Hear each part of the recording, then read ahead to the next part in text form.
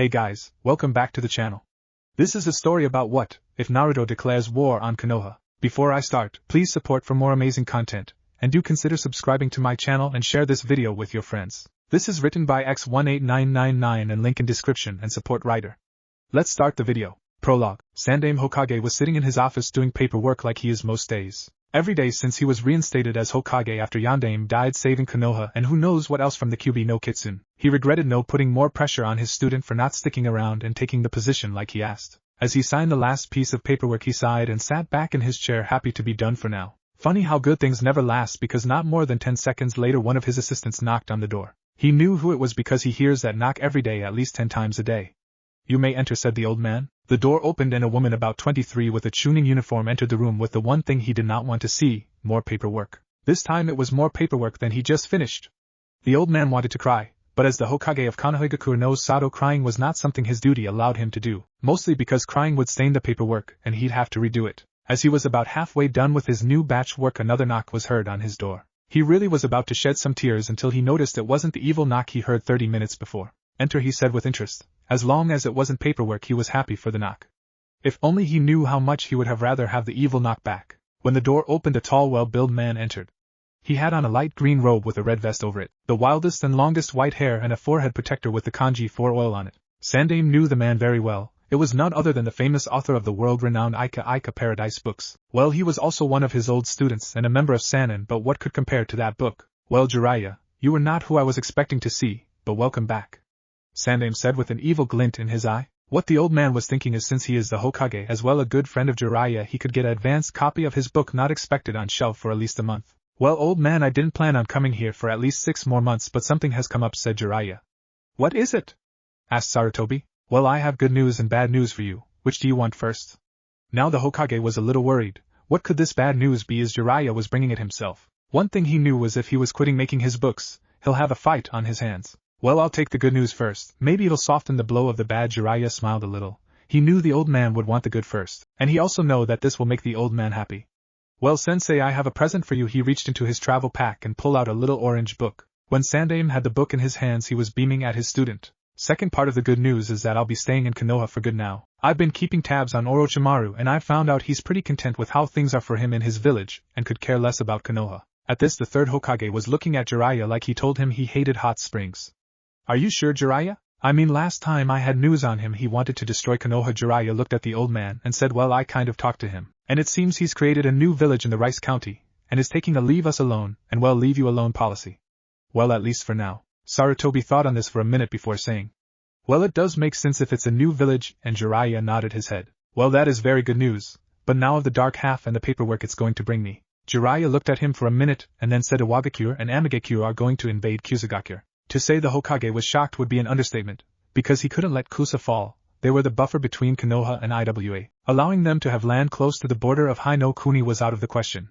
But this would mean something the old didn't want to hear about while he was still alive. Simply put, Konoha was going to war. It had only an hour since Jiraiya had told the Hokage what he called bad news. Sarutobi had to frown at this. This wasn't bad news, this was worse news. Now he was sitting in a conference room waiting for them to arrive. Who are them, you ask? Why, none other than the council. They are people who seem to only know how to do what best for themselves, that is. Okay, there are a few people on the council who does what best for Konoha, but it was less than a third of them. Truthfully, it really didn't all matter what they said, because the last decision is always what the Hokage says, end of story. Sometimes though you got to let them have their way, or people will try other ways of getting what they want. When the last council member arrived, looking a bit angry that they had to drop what he was doing and come now, or lost his seat at the council, they started the meeting. "Well, I thank you all for coming on such short notice, but we have a very important topic to discuss today. My student here, Jiraiya, has come to me with very disturbing news." It seems that right here the old man stooped to make sure everyone was listening. "Iwagakure and Amigakure are going to invade Kusagakure." With that he continued looking at the council members, this time to see their reactions. What he saw was pretty much what he thought he would. The 10 members of the council had pretty varied reaction. 4 were screaming things, 3 looked like they didn't care, 2 looked scared of what would probably happen now, and 1 looked, well, happy, if that smile on his face was any indication. "Well, what are we going to do, and when will this attack take place?" asked the happy one. "Well, his name is Danzo, and Sandaime knows exactly why he's happy. He lost an arm and eye during the last war with Iwa. Danzo was probably already planning to send his ANBU, and Sandaime smiled in his mind. Danzo thinks he doesn't know about the A and B unit, but what Danzo doesn't know is about 8 of the members gives him regular reports about the NA and their doings. It's good to have an off-the-record squad. We will not let IWA take Kusa, more like we can't afford to. And the attack will take place in 2 weeks. The Hokage said. But this will cause war with IWA. Kusa is not our problem, let them deal with their own problems, said the loudest of the screamers. So you suggest we let our ally be wiped out while we sit back and do nothing? What do you think IWA will do once they have Kusa no Kuni? If we let this go, do you think Taki would trust us? And no, they would side with IWA for their safety, which I will remind you that's why they are our ally. Should they be in treat of an invasion, we will help them. Said another one of the screamers. The Hyuga will be ready for anything, Hokage-sama, said the one who looked like he could care the least. I have decided to send a few shinobi to Kusa to warn them and prepare for the arrival of backup from us. Should IWA and AIM attack, we will be at war, said the Hokage. Understood, Hokage-sama, they all said. Back at his office for now, the Hokage looked as if he'd been awake for 3 days, though it's only 1 p.m. Jiraiya looked at him and sighed. You should go home and get some rest while you still can before things get really ugly. Sarutobi thought about that for a minute. Things really were about to get ugly. IWA, AIM, Kusa, and Konoha. He doubted it would end with just those 4. One could only hope, though. You're right, Jiraiya, I'll leave soon. 5 minutes later, Jiraiya though about something he wanted to know about. Sensei, how is the kid doing? Is he a ninja yet? He must be asking about Naruto. Only kid he probably knows about. If you're talking about Naruto, he fine. He should graduate in about 4.5 months. Why? At this, Jiraiya smiled. Well, when he does become a ninja, he'll be kicking IWA around. Sarutobi looked at him funny, then said, what makes you says that? His father did. But Naruto hasn't been doing too great in the academy. Jiraiya put on an even wider smile, and said it's in his soul. The old man looked out the window of his office at the face of the 4th. After about a minute he turned to his old student, and said, well, I hope so. This will be a long and hard time from now on. Lots of things are going to have to change. One thing you're not going to like. Jiraiya didn't like that. He better not be banning him from the hot springs. The Sandaime Hokage's face turned hard and serious, and looked Jiraiya in the eyes and said, Jiraiya, I'm naming you the Godame Hokage of Konoha. Jiraiya's face turned to one of utter horror. He wasn't just being banned from the hot springs in Konoha. No, this was much worse. And this meant he was banned from being a pervert. Wait a minute, why me? I think Tsunade would make a much better Hokage than me. Sarutobi kept his face serious and then said, no, I have other plans for her. I will need you to find her and bring her here as soon as possible. We're going to need to train medic needs. Tell her she'll be in charge of all things medical that should help get her back. And tell her I'm calling in the debt she owes me. But we're going to need you as the leader of Konoha. Having you as the Hokage will motivate the shinobi and calm the normal citizens. Jiraiya looked down in defeat. He had to take the job, but one thing was bothering him. What will you be doing, old man? I hope you're not planning to go to battle yourself? Sandaime couldn't help but laugh at this. He was definitely not planning that. Not that he couldn't, though he could still whip ass. No, Jiraiya, I'm going to motivate the younger shinobi the best way a leader can. Jiraiya was wondering how, so he decided to just ask, how is that, old man? Sarutobi smiled. Why, I'm going to be teaching ninjutsu mostly. With the Hokage teaching them, they will be more confident in themselves, not to mention the fact they will gain more skills, and I know a lot of ninjutsu. Jiraiya was shocked at this, but he knew it to be true. Being though by the Hokage will make a better shinobi out of anyone. Well, old man, it will probably take about 2 months to find Tsunade. Sandaime cut him off. I know where she is. Well, Jiraiya was happy he wouldn't have to look for her, but that also meant he'd have less time to research before he hangs it up for good. Tell me where she is and I'll be on my way. If she not far, I can be back within the month to start my new job. Jiraiya said with a sigh. Very well, Godame-sama. Jiraiya rolled his eyes. Come on, do start that. 3 weeks later, Naruto was now like most mornings eating cup ramen for breakfast.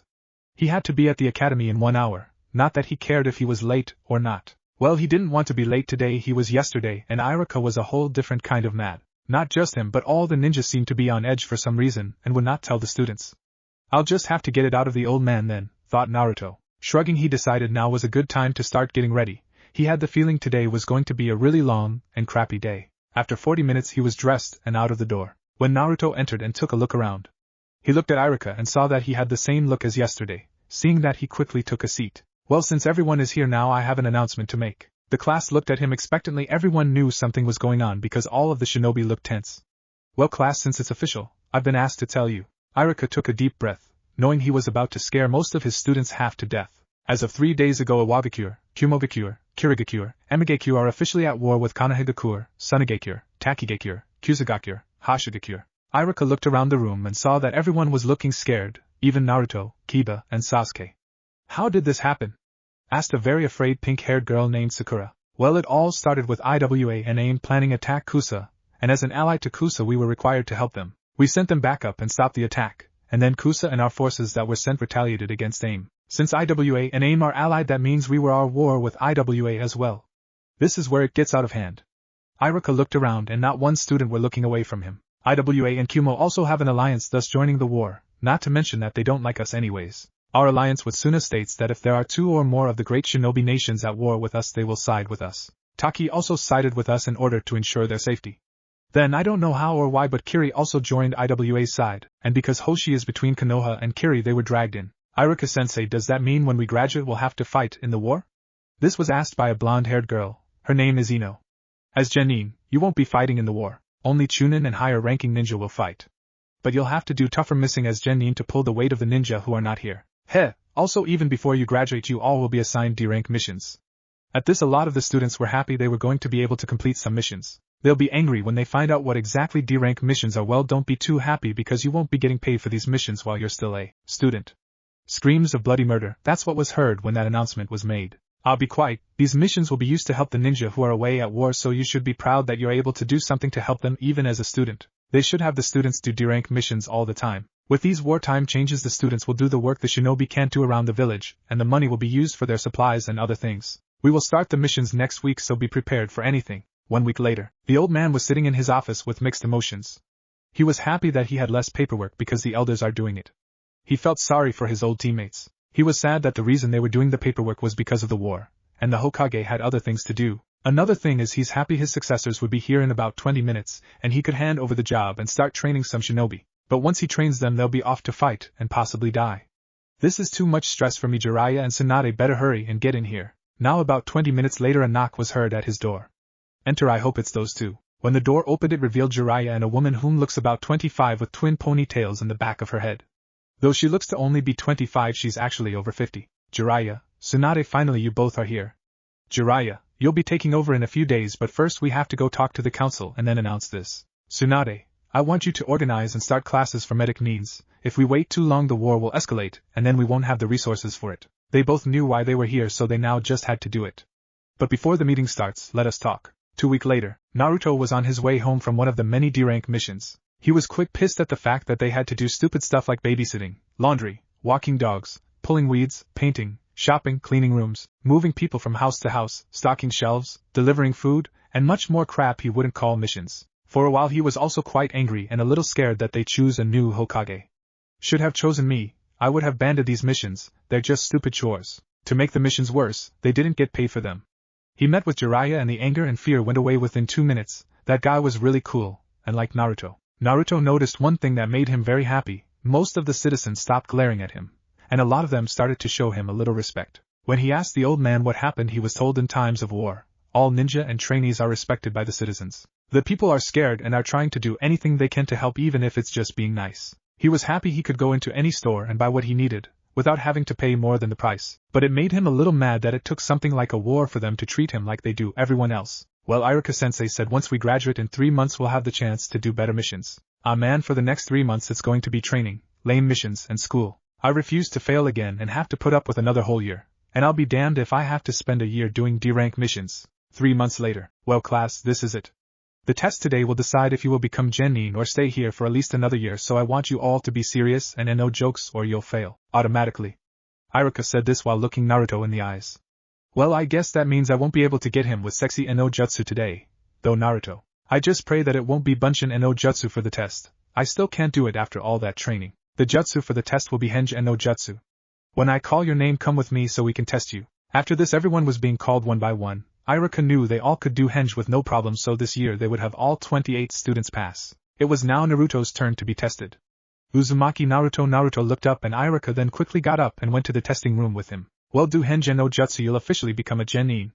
Naruto made the seal and then shouted henge, and with that he turned into an exact copy of Iruka. The teacher was happy that Naruto could finally pass but was worried about what he'll be doing from now on.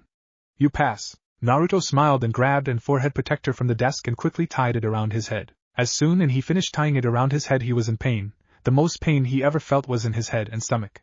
He did the only thing he could: scream and pass out. Top of form. Chapter 2 or 1 whatever. When the pain was gone, Naruto realized he was not in the room with Iruka anymore. In fact, he did not know where he was. He was in a completely dark room and he could see nor hear anything. Where the hell am I?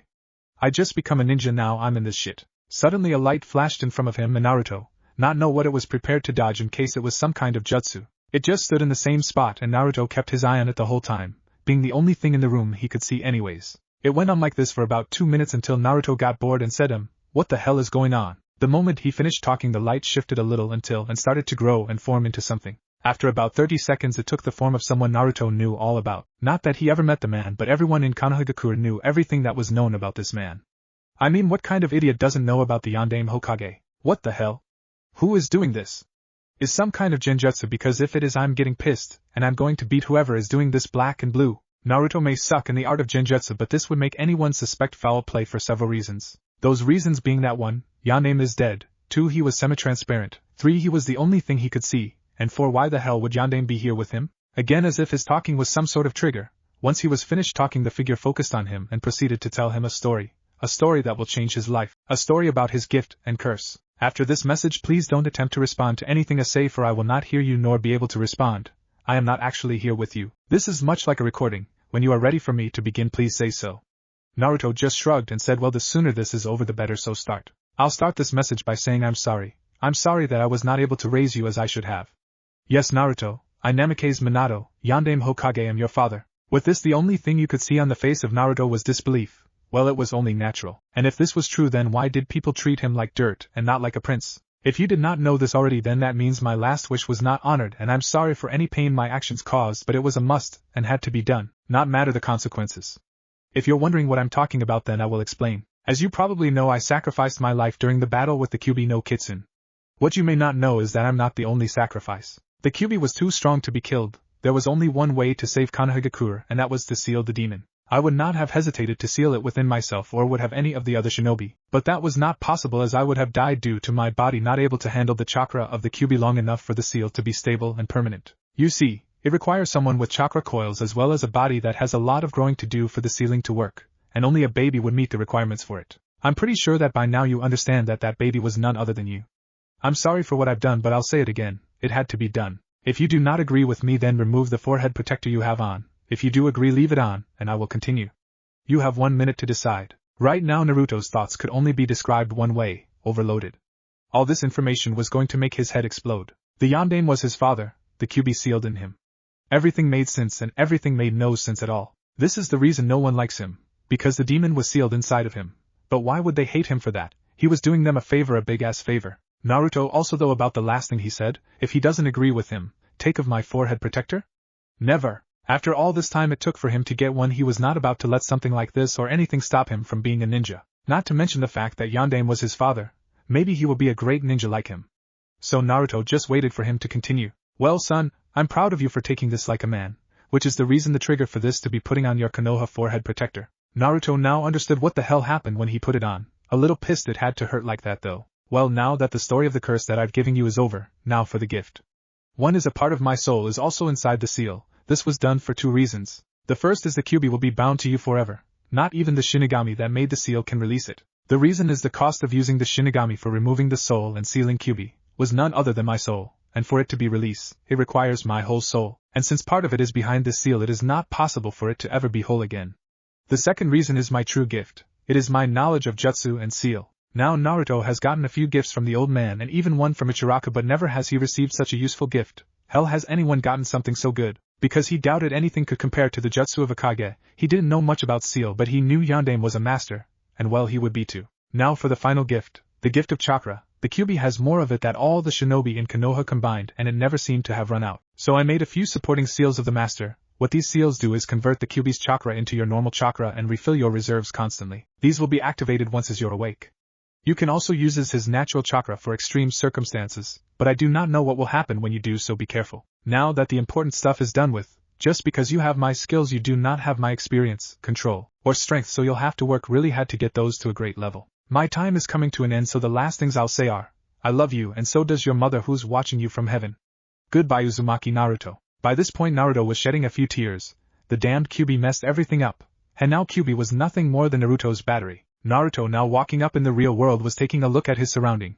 After seeing the white ceiling and machines hooked up to him, he knew exactly where he was. No way am I staying in here. They probably think I'm the weakest ninja ever. In the hospital the moment I became a shinobi. Right after he finished sitting up and removing the wires from the machines, a lady with the biggest chest he's ever seen burst through the door. She looked at him for a few seconds and realized that he was not dying. Waigaki, what the hell are you doing?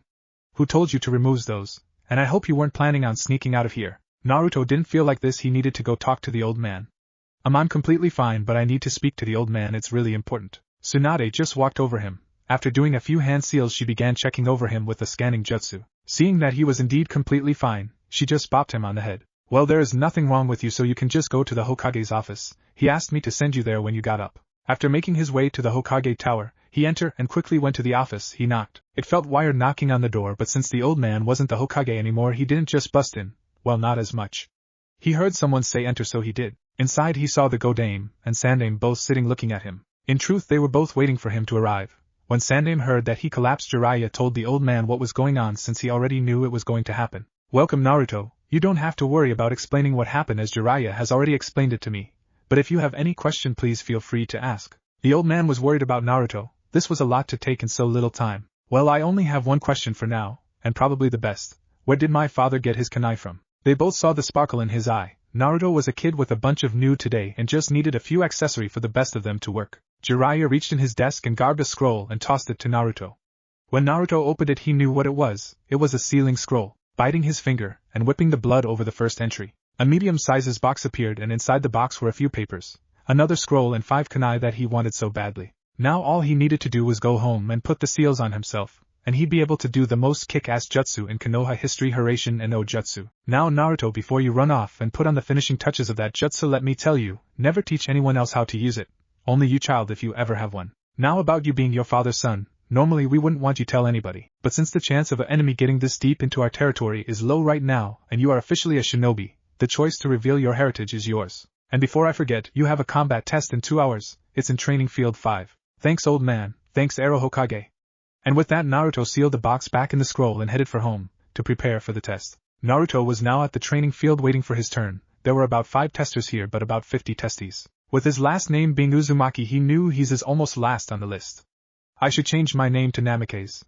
He was also thinking of the training he would have to do. After testing which of the many jutsu he could and could not do, he was pretty disappointed. Out of about 70 jutsu, he could use about 8 because of his chakra control and inexperience with them. He also had no time to make much with seals, well, besides a few explosion notes he made. Looking at the test, he noticed Shino and Chuji were finished with the test, and from the look on the larger boy's face, he passed. Shino, well, you can never tell what happened with him, but if Chuji passed, Shino did as well. After about an hour, almost everyone was done. Most had passed, but a few didn't, and he was sad that Sakura failed the test. She looked as if she was on the verge of tears until Sandame walked over to her and talked to her about going to the Medical Ninja Academy. A few minutes later, it was his turn finally. I was getting tired of waiting. Walking to his tester with a large smile on his face, he readied himself. He was given a scroll of the test rules and the purpose of it. They must give this test a lot to have to write it down on a scroll instead of explaining it to us. Opening the scroll, Naruto began to read. This test is given in wartime to test whether a low-rank shinobi has the ability to complete C-rank missions. If this test is passed, you will be a D-rank shinobi, placed on a 4-man squad to carry out C-rank missions until you become a chunin. If failed, you will be an E-rank shinobi, and required to carry out D-rank mission with other E-rank shinobi until you are able to complete this test. To complete this test, you will need to demonstrate all of the following: average weapon skills, average taijutsu and stamina, average speed, 1 non-academy offensive, defensive, or supportive jutsu. After handing the scroll back to the tester, he was after to throw kunai and shuriken at a log post. It was pretty easy to pass that part. Next was the taijutsu/stamina test, which was a breeze for him. The speed test was no harder than the last 2, and now it was time for the jutsu. Naruto really wished he could do something cool, but he thought it was best to do something easy that would guarantee his passing. So he decided to do Katangokaki no Jutsu, thus passing the test. Now that the tests were over, teams were being made. After a while of people he didn't know, he had his name: Uzumaki Naruto, Nara Shikamaru, Hyuga Hinata, and Aburame Shino. The team captain will be Aburame Shino. Naruto was pissed he wasn't the leader and would have yelled at Shino, but that would have gotten him nowhere with the silent ninja. Hinata was absolutely ecstatic with being on the same team as her longtime crush, and hoping that the time together would bring them closer. She was also worried that she might get in the way of the team. Shikamaru, he though the same thing as always, troublesome. He also though it could be worse though. Shino and Hinata were nice and quiet, but Naruto was bright and loud. Which was something Shino was also thinking about. Since he was the team's leader, he decided to give his first order. Naruto, the team was surprised to see him talk. Naruto, as the team's leader, I'm giving you an order to find better clothes. I don't want our missions jeopardized because you're orange, said Shino. What? You can't just order me to get new clothes, yelled Naruto. He wasn't going to take this. Sandame heard this and decided to say something. Naruto, I know you like that outfit, but if he orders it, you won't be allowed to wear it on missions. Naruto was a little pissed, but at least he'll be able to wear it in the village, and maybe when he leads a team. In fact, Naruto, I don't want you to ever wear that again. All hopes for the orange suit are gone. They were just being mean.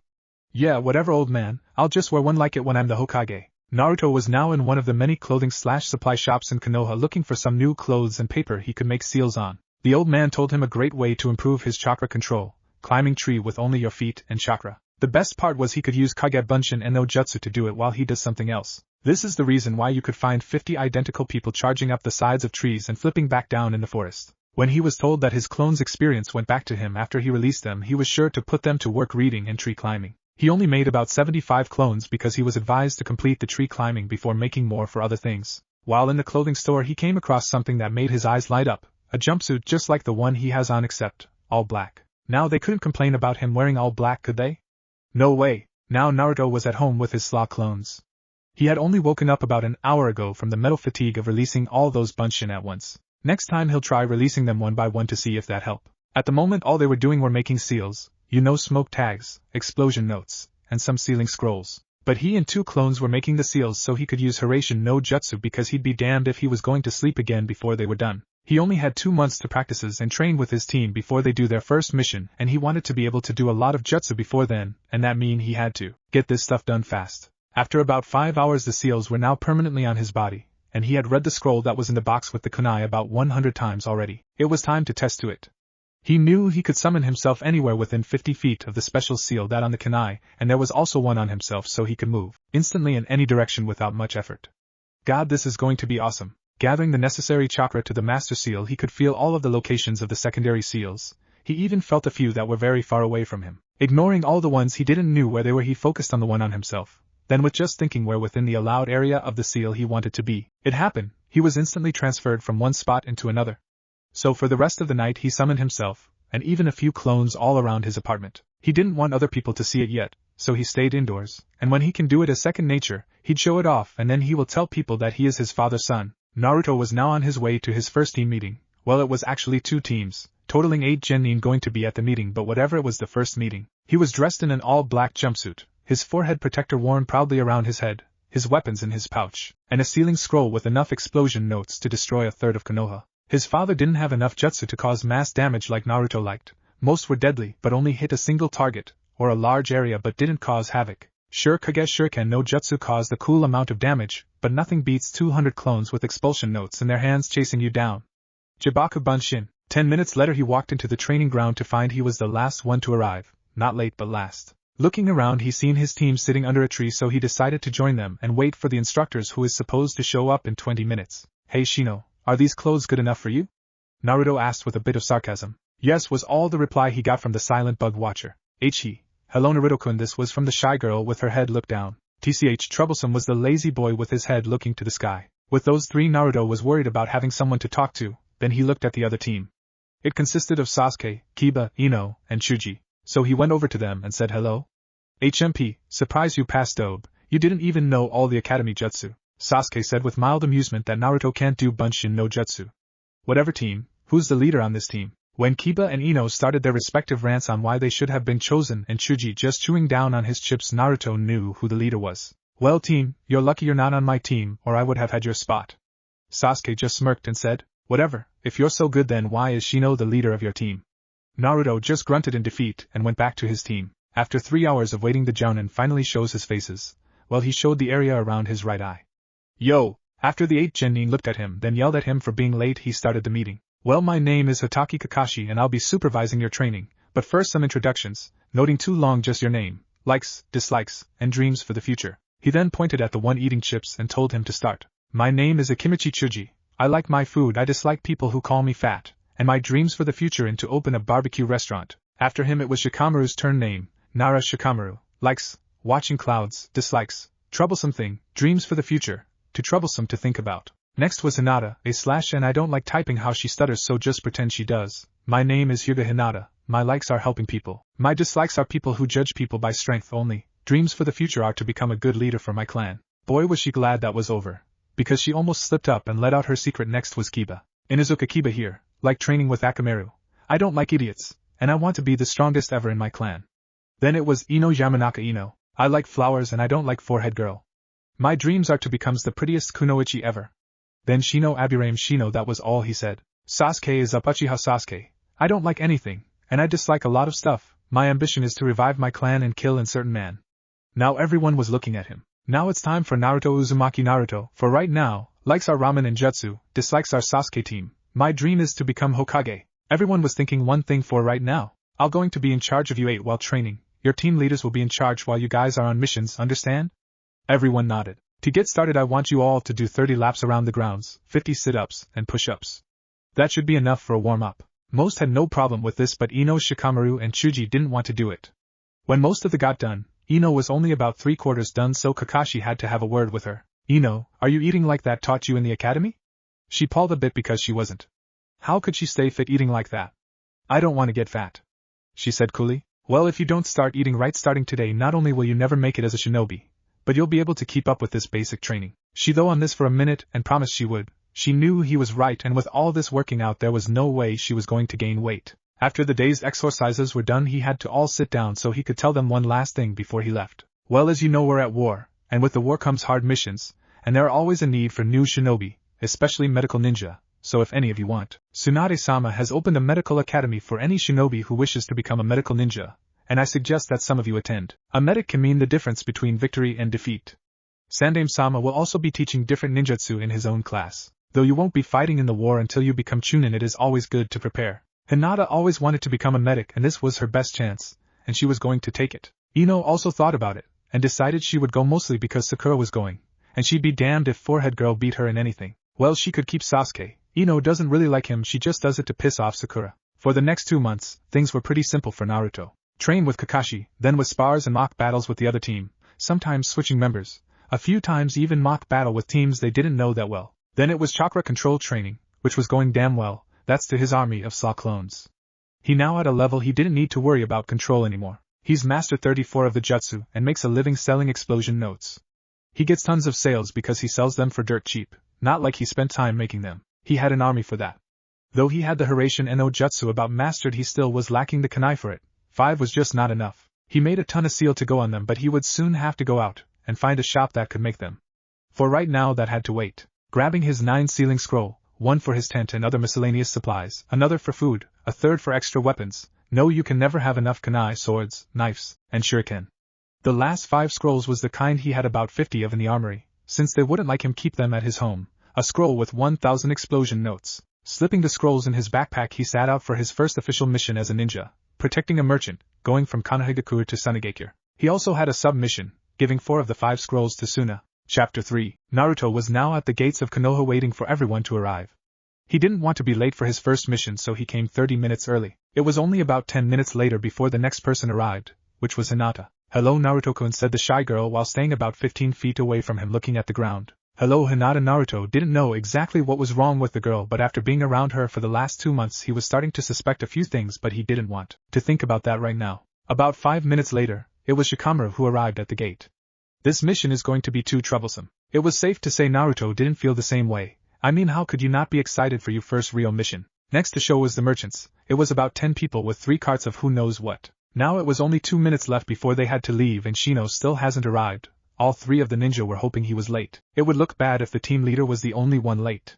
But to their relief he came exactly on time, should have expected that from him. Is everyone ready? The bug youth questioned. After receiving nods from his team and the leaders of the merchants, they left out the gate. After about an hour of walking at the pace of normal people, Naruto decided to ask a question that a few of them have wanted to ask. How long will this trip take? One of the merchants decided to answer his question. If the weather is good, it should only take us about 2 weeks to reach Suna. But if there is a sandstorm in the desert, who know how long it could take? 2 weeks, 2 whole weeks of walking at this slow pace. To make it worse, he knew that if running with his normal speed he could be there in about 4 days. Do you think we'll be attacked, or are they just being cautious? Asked the shy heiress of the Hyuga. Again it was a merchant who answered the question. Probably not. We have been going back and forth between these 2 villages for years now. We used to get attacked every so often, but since we're always traveling with ninja, the bandits seem to have decided it's not worth it anymore. We also have nothing worth sending other ninja after us. The cost of hiring you guys to escort us is well worth it, knowing that we will be safe. This is going to be a long, boring mission. Might as well work on a few jutsu, and I can also make a few seals later. Gah, I almost have the Rasengan mastered, just takes too long for me to get it started. Let's not even mention Kuchiyos no Jutsu. I've been trying that one every day and nothing ever happens. I wonder what the hell I'm doing wrong.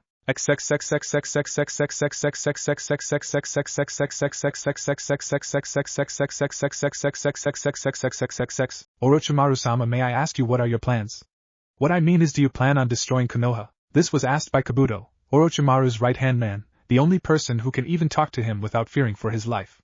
No, I have no plans for them right now. With this new body I could care less about them for the moment, as well as all of the other villages, unless the fools decide to drag us in this war. For now we'll just let them kill each other.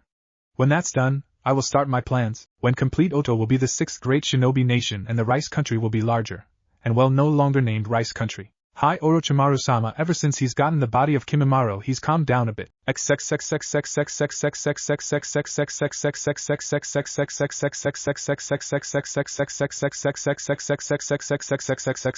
2 weeks later, Naruto and his team have just entered the gates of Sanagakure. The first part of the mission, escorting the merchants, was complete, and just as they said, no one attacked. Now all was to be done was give Suna the explosion notes, which would be easier than the first part of the mission. This is the reason why Naruto was making his way to the Kazakage Tower, with 2 guards. Once they were at the tower he simply had to hand the 4 scrolls to a blonde with 4 ponytails and a large fan on her back. Now that was done, the guards led him to the hotel where the other 3 of his teammates were. They are only going to spend 1 night in Suna and then return home. Once in the building he quickly made his way to the large room they were using for the night.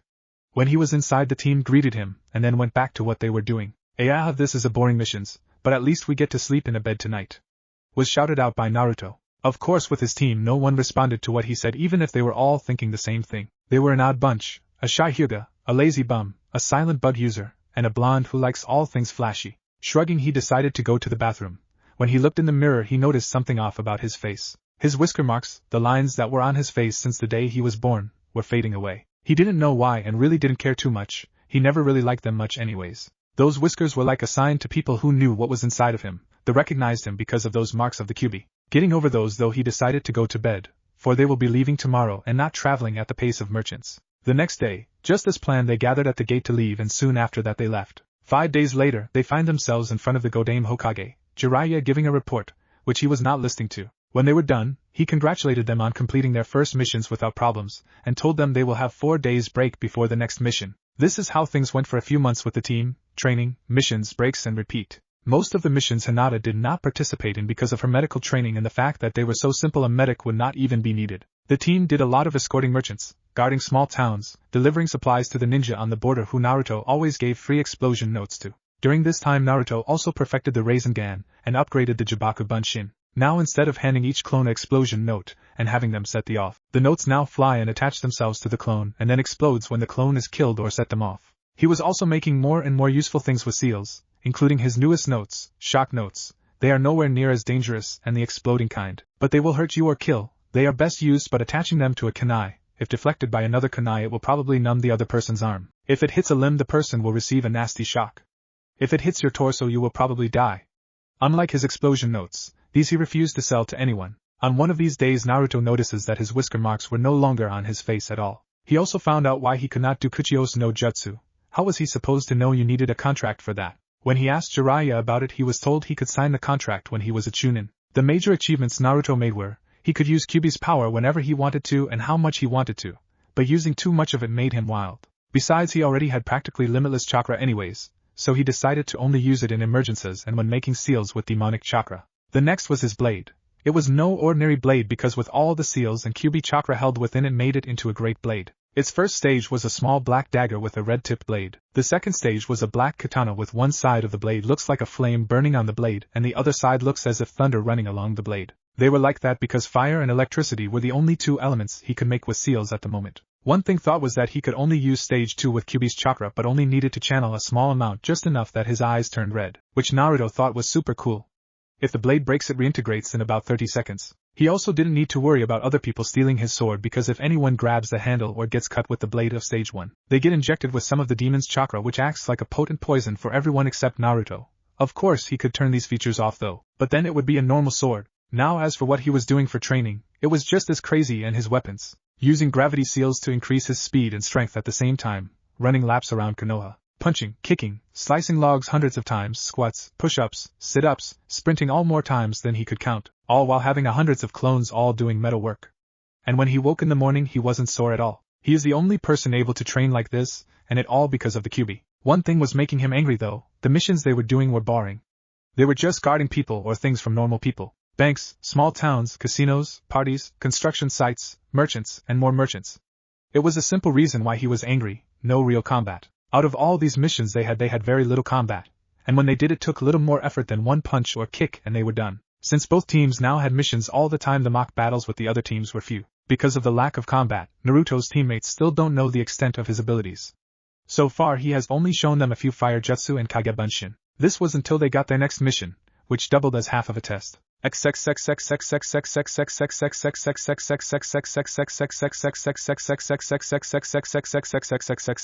missions is simple: Shino, Kiba, Sasuke, Chuji, Shikamaru, and Naruto. You are to the town of Far Plain and eliminate the bandits that have taken over. Remember, eliminate, not defeat.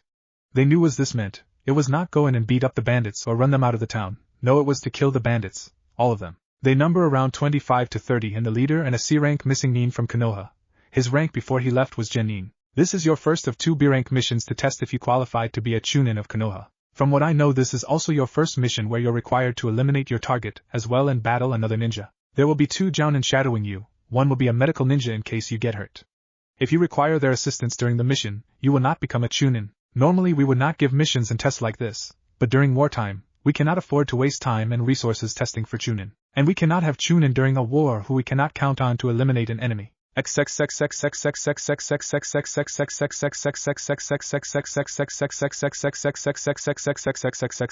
Naruto was now at home preparing for this mission, the one that would change him forever. He always knew he would have to take a life one day. They were told over and over that it was required to do so. Snapping out of those though, he grabbed his dagger, loaded the seal on his left wrist with shock tags and the right with exploding tags. He wasn't going to need a scroll of 1,000 tags since the mission was to save the town, not blow it up. He did, however, grab his 5 3-pronged kunai and other useful scrolls he made before heading out the door. When he reached the gate, he thought about his team.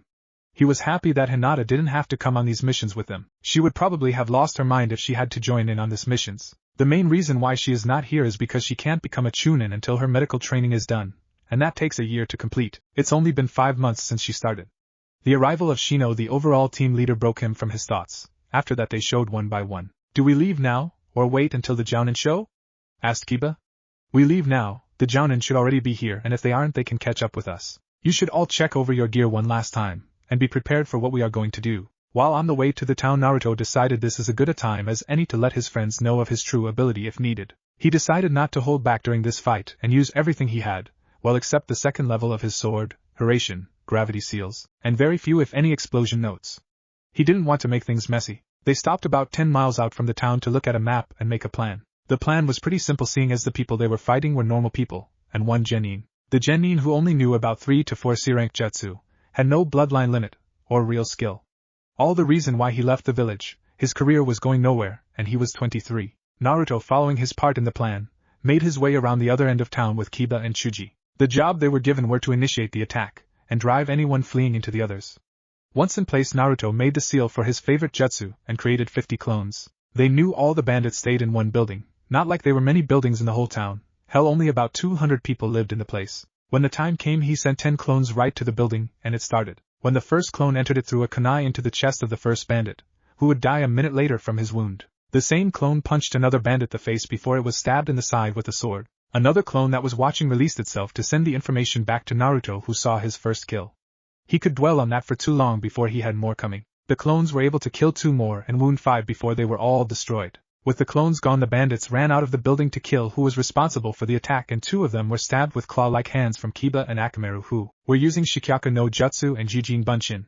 5 more found shuriken and kunai in their body thanks to Chuji. At this point the bandits were getting pissed off. 11 members of their team were dead and leaving 16 people. Things were not looking good for them. 1 ninja, 10 bandits, and 5 wounded bandits, versus what looked like bunch of identical blondes. Don't be afraid, those are only bunshin. They can't hurt you, ignore them and kill those 3. Said the leader, not having been around for the initial battle to know the bunshin could hurt you. What are you talking about?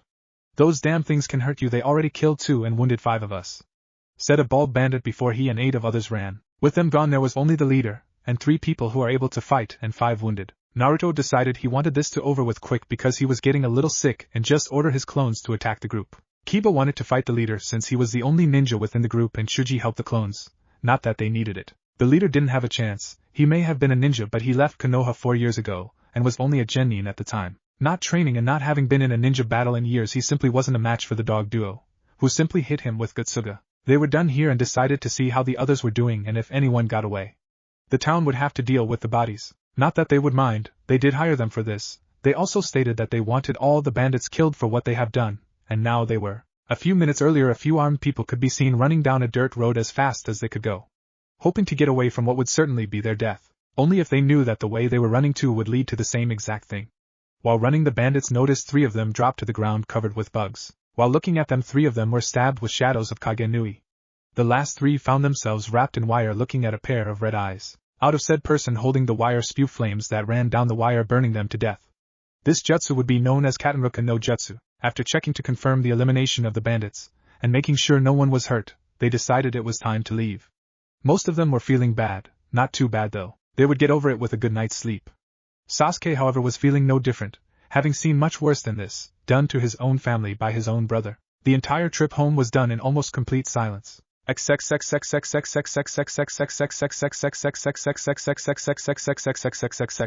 they returned, they gave their report to Jiraiya, who in turn gave them a 1-month break to train and rest before the next mission, which will be considerably harder than the one they just completed. After they left his office, 2 Jounin entered. How did they do? Asked the Godame. That mission was too easy for them, any one of them could have completed it by themselves. They also waited until the mission was done before dwelling on the fact that they had killed. Also, not one of them was even attacked, so there was not even a chance for them to be injured. Said the Jounin. Good then, if they complete the next mission, they will become Chunin, said the Hokage. Chapter 4. After the last missions, everyone was given 1 month to do whatever they wanted. Train, relax, study, or even missions. It was all up to them, well except Naruto. He quickly found his time in high demand because of his knowledge of seals. Being one of 2 true seal masters in the whole village, the other being the Hokage, everything falls onto you. It's a good thing Kage Bunshin was easy for him, or he would never be able to train. With only limited time during this 1-month period, he could only train a small amount, so he decided to try some of the genjutsu he was left. It wasn't much, but there were a few good ones he liked. Besides that, he just worked on a physical strength and speed. What he needed most was a teacher for taijutsu and kenjutsu, since his were lacking. If he didn't have his ninjutsu and his blade Budokan, and I did my best to name it, I suck at naming things, he would be in trouble in most fights. He can only use his blade because of its special abilities. Anyways, all of that doesn't matter anymore because the month is over. Now Naruto and Shikamaru are standing in front of the Hokage to receive their next mission. This is the mission that will allow them to become Chunin and participating in the war. Naruto, Shikamaru. Your mission is a B-rank mission. This is an assassination mission. You are to eliminate Takatsuki Ryoma. He is currently in the town of Himuro of Tori no Kuni. It is unknown if he has ninja guarding him or not, but if they are ninja of allied villages, eliminate him without severely hurting them or killing them. If they are of enemy village, eliminate them if you can as well. You are the only 2 assigned to this mission, and the leader will be Naruto. Explained the Godame. Killing more people, huh? Those last guys were scum, but I wonder what this guy has done to have someone hire ninja to assassinate him. Doesn't matter though, a mission is a mission. Though, or blonde assassin, with target. Takatsuki-san, we are the ninja who are to guard you for the next 2 weeks while you're in Tori no Kuni. My name is Rokusho Aoi. This is my team Kagari, Oboro, and Mubi. Ah. Thanks for making it here quickly. I was attacked 2 days ago and most of my guards were injured or just left me. No problem, we will handle your protection and you'll be able to do your job safely with us here. By the way, do you happen to know who it is behind or why you're being targeted? Asked Aoi. Yes, I know who it is and I know exactly why he is after me. As you probably know, I run many businesses ranging from real estate to casinos in the Wind Country. Well, to make a long story short, I want to expand to this country, but he doesn't want me to come into his territory. I understand you did the right thing by hiring us, because if he tries again he'll probably send shinobi and not thugs this time. Naruto and Shikamaru are now in a hotel room where they will be staying and planning the mission. It only took 2 days for the duo to travel to the country and find the place where the target was. It was early on the 3rd day now, and also the day they planned on completing the mission. So troublesome, we don't know if he has ninja or just normal people as guards. We shouldn't rush in without knowing what we're dealing with first. Stated the genius of the team. True, but how can we find out risking our lives? I have a genjutsu that can cloak us, but I'm not that great with it yet. If we use it, there is probably a 30 chance that it will fail in the middle of it. That is plain unacceptable. Said Naruto. I have an idea. How about you make 4 hench Kage Bunshin? Make them into a family, you know, mom, dad, older sister, and a small boy. Have them walk close to the target. When they are close enough, have the oldest attack the target, and then the other then run. Once they are caught, release themselves to feed the information back to us. suggested Shikamaru. Oh, and Naruto, no explosion tags, don't want to get bystanders caught in the blast. And Henge Kagebunshin is a variation of Kagebunshin. You henge and then you do Kagebunshin, and the resulting clone with be in the form the henge was. It's used so your clones won't have to use henge after being made, and their form will not be an illusion, but a true form. With target, Takatsuki was now walking towards his next meeting. His guards are in plain clothes, the 3 genin close by but not too close. The jounin was walking next to him acting as if he was his assistant. They have been using this formation for the last 2 days to not draw attention and keep the element of surprise on their side. As they were walking, a family starting walking on the side of Takatsuki. From the looks of them, they are an average family. It was a rare family in these days, as not many families have the time to spend time together during the day. I hope they don't get caught in the crossfire if we are attacked right now, thought Aoi before he continued looking around for any signs of an attack. Then to his horror and surprise, the family that was next to him all pulled out kunai, threw them towards Takatsuki. Acting on reflex, Aoi jumped between the attackers and blocked the kunai. Then he studied them for a second, wondering what just happened to his arm, which was now numb. He then noticed that the wife, daughter and son ran in 3 different directions, with the husband readying another kunai. The 3 genin noticed their sensei parry the attack and also the 3 fleeing. Acting quickly, they split up to find the 3. When Kagari caught up to his opponent, the wife, she simply smirked at him, then threw 4 kunai at him. He ran to the left and tossed 3 shuriken at her. Oboro jumped in front of the daughter, grabbed a kunai and ran towards the girl. She threw 5 shuriken at him, but he deflected them all. Oboro decided to end this by capturing the girl to get information from her, dashing to her. Mubi didn't know exactly what to think. It was a kid, no older than 4, but he was with the assassin, and from what he sees, the kid knows how to hold a kunai. Dashing to the little boy, knowing he's faster. He had to be faster than the kid with those small legs. He was ready to subdue the kid. That's when it happened. All 3 of the targets disappeared in a puff of smoke, leaving the genin with their mouth hanging wide open. A few minutes ago with Aoi, he thought he might be in trouble, one arm not working, his team slip up, and this man that he has no information about. That was until the man tossed 5 shuriken that were all blocked and then disappeared in a puff of smoke. Kagebunshin? Shit, that means Konoha ninja are after you. Whoever they sent, they are pretty good for coming up with this plan. Hey Takatsuki-san, let's get out of here, and we might have to cancel everything for today, said Aoi. Hi Aoi-san. Hey Shikamaru, it's done. That was awesome. I never thought of using my henge Kagebunshin like that. Well, anyways, there are 4 of them, probably a jounin, and his genin team. He was cut off by Shikamaru. A jounin? Too troublesome. Do you think we should continue?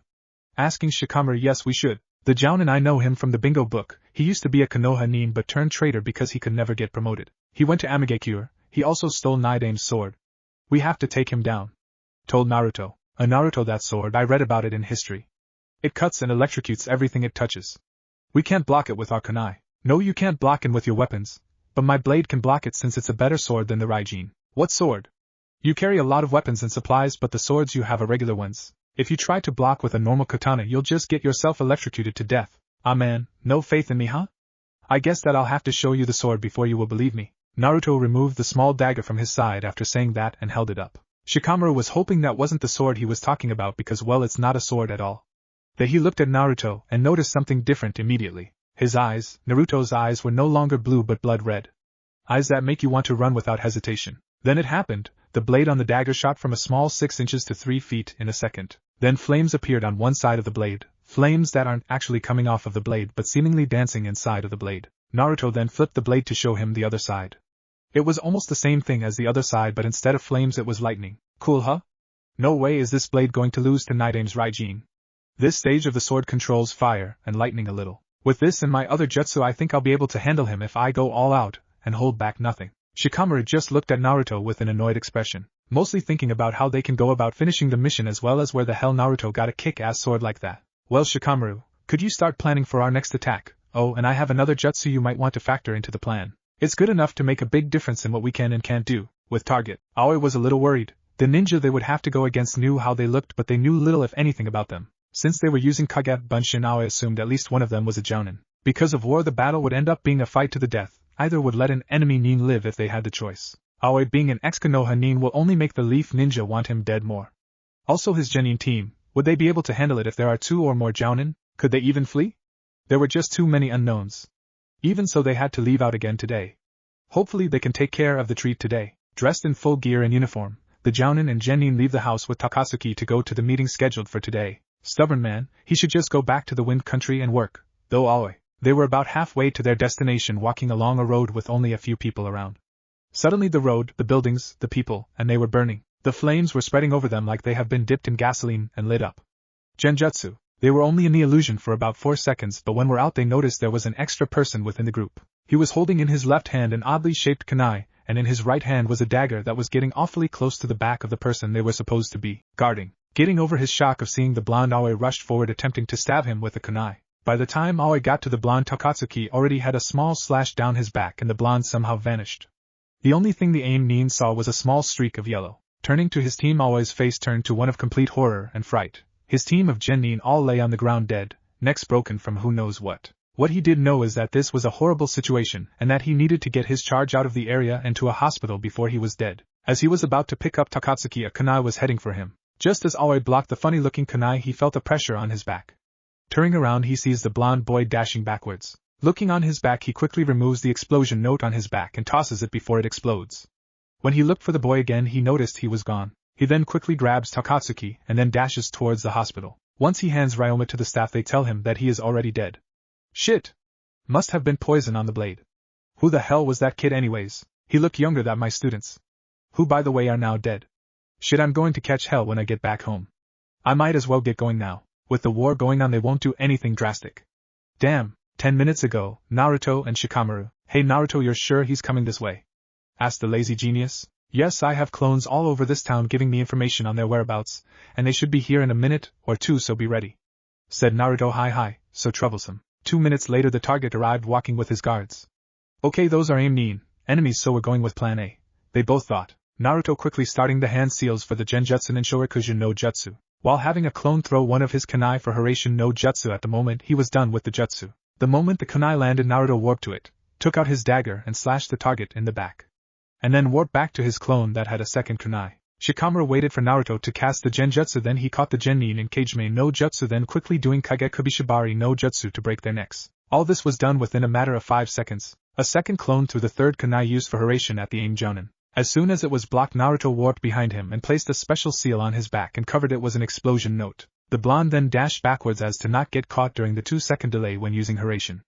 After the 2 seconds were over, Naruto warped back to the first clone. He watched as Aoi grabbed the target then ran. Naruto knew the man would die. The poison Kyuubi's chakra makes his fast-acting and very deadly. A normal person would only live about 40 seconds. The target was dead, the 3 genin were dead, but they were not done yet. Sure, they could leave now, and yes, the mission is complete. They would love to go home at the moment, but after seeing Hiraishin and the fact that he is a traitor with the sword of a Hokage, they weren't going to let him go. Aoi was running. He just gotten out of the city about to head to the forest when out of nowhere Naruto appeared and he was forced to dodge the same dagger that killed his client. Who the hell are you? And how the hell did you do that? Yelled Aoi. He was really getting annoyed with this guy. How, you're weak, and you call yourself a jounin? Exclaimed Naruto. Weak? I'll show you just how weak I am with my sword Raijin. You should have just left when you killed your target, but coming after me will be your death. Aoi then pulled out his sword and powered it up. Its blade was made completely of yellow electricity and would cut and shock you at the same time.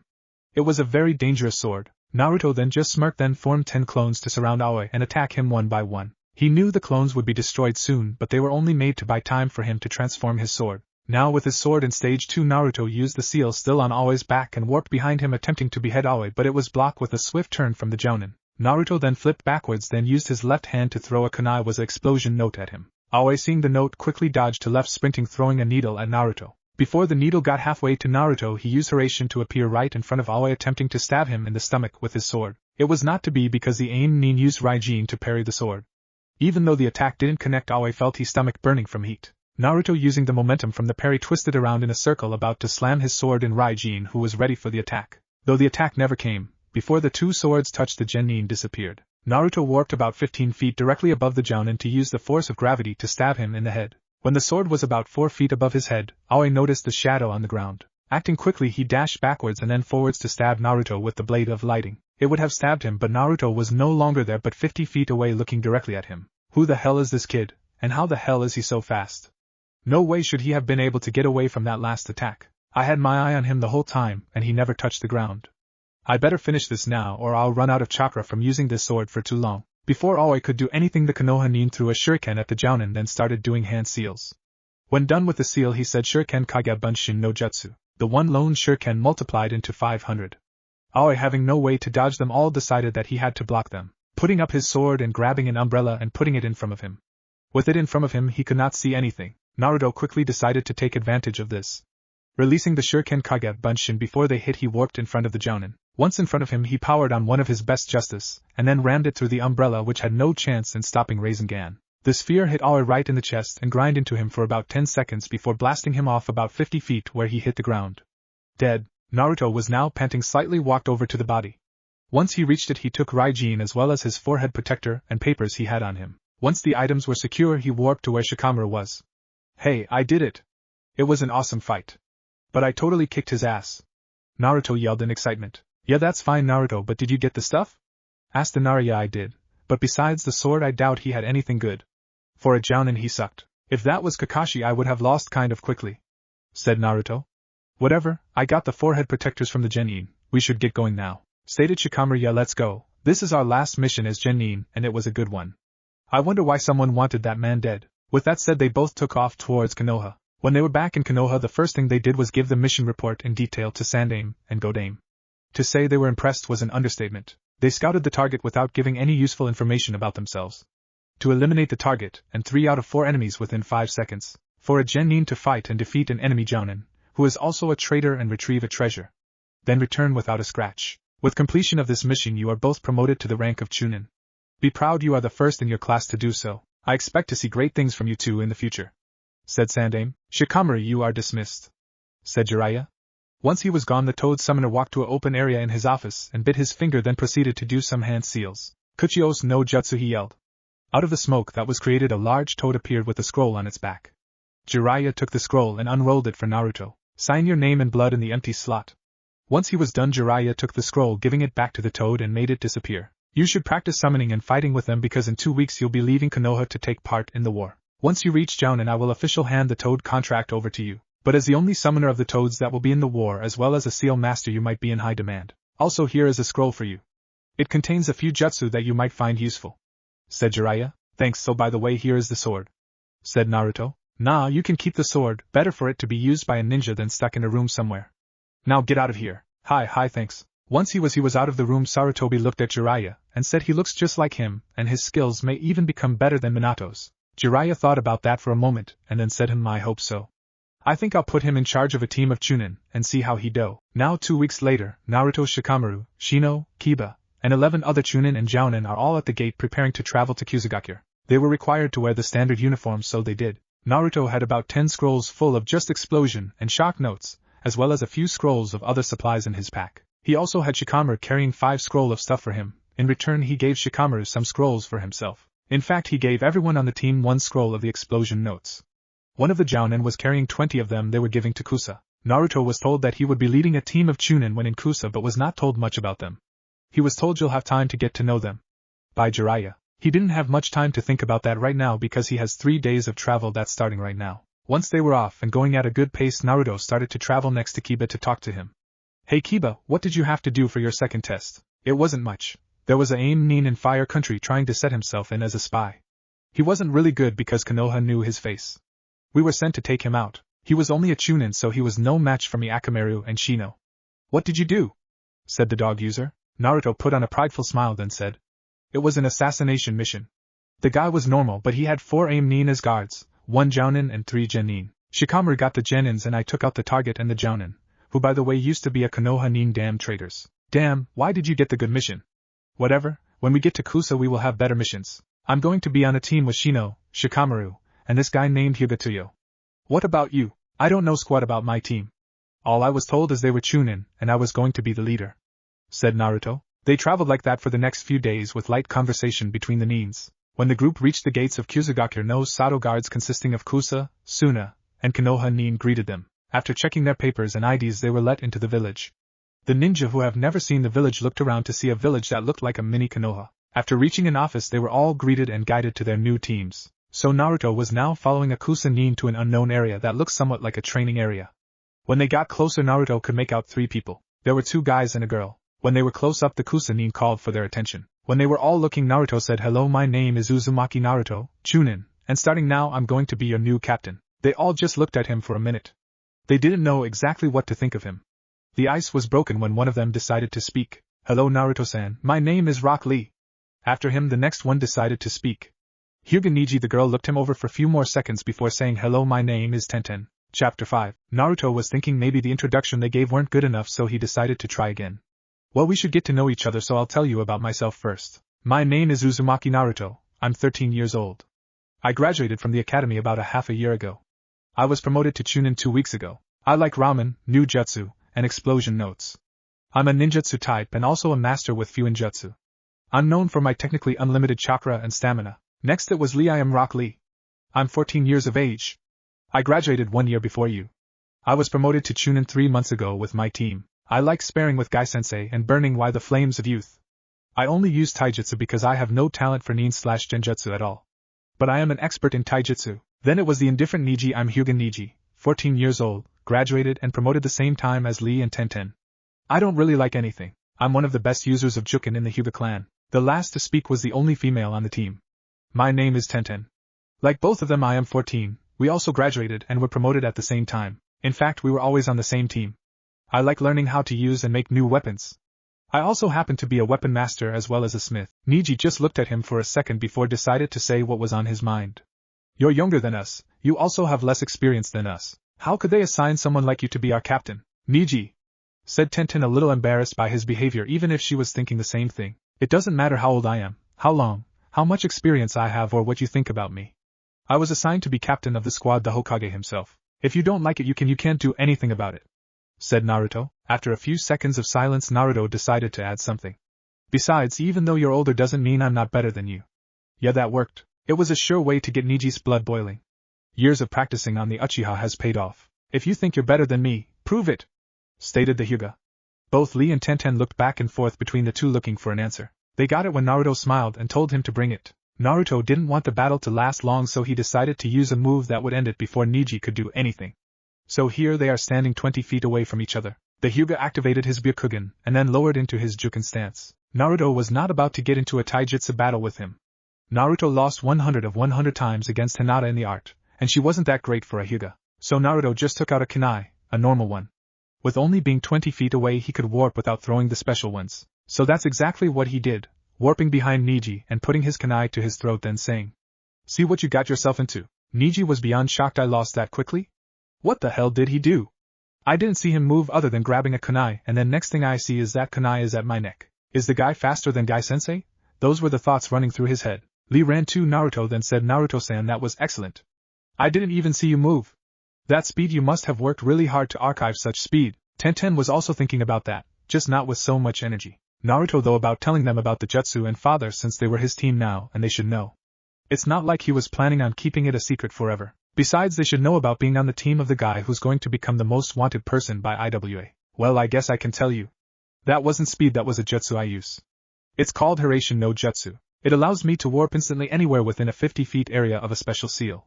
I can place the seal on a person or an object beforehand and use it to warp to it. I also have a seal placed on myself, so I can always warp 50 feet within my current location, explained the Chunin captain. That jutsu, I think I've heard about something like that before. The jutsu was lost, but it was used by Yo. Niji was cut off by Naruto. It was used by Yondaime Hokage. The reason why I know this jutsu is because he was my father. All of their faces showed the signs of shock, but who wouldn't be? The greatest hero of Konoha had a son, and no one was told about him. Now he shows up from nowhere with the jutsu which probably won the last war against IWA. Well, enough about that for now. I want to see how you guys fight, so I'm going to have you battle my personal army. They looked at him funny until he made a seal with his hands and 90 Kage Bunshin were made. I want each of you to fight 30 of my clones. They will be fighting back, so be careful. It only took 5 minutes for all the clones to be destroyed. Niji and Lee fought them off with taijutsu, but Tenten used deadly accuracy to hit most of them with kunai and shuriken. After that she used a katana with a pure white handle to slice the rest. You guys are great, that was better than I expected, stated Naruto. Lee then said, Naruto-san, if you like we could spar sometime? It would be a great way to improve both of our youthful spirits, shouted Lee with a lot of energy. Naruto thought about that for a minute. It would be a great opportunity to improve my taijutsu as well as make a friend. It's a good idea to know them well so we can work better together. Maybe I could also ask Tenten to spar with me using kenjutsu so that I could improve in that area. Also, it never hurt to spend extra time with a pretty girl. Sure, Lee, that a great idea. Then he looked at Tenten. Would you like to spar against me using kenjutsu sometime? Though I'm not very good, I could use some experience, said Naruto. It was Tenten's turn to think having kenjutsu sparring partner would be great. Neither Niji nor Lee likes to use weapons, so I never have anyone to practice with. He also has those clones that I could use to target practice. Besides, it can't hurt to spend extra time with a handsome guy who will actually talk to you. Sure, Naruto, I'll spare with you. Just as that was said, a Kusa genin arrived. Uzumaki-san. I'm here to show you to your apartment. Naruto looked up at the sky and noticed it was getting kind of late. Hey, what time do you guys meet up here? Asked Naruto. I come here to practice at 5 a.m. Niji and Tenten usually arrive at 7 a.m. for a morning workout.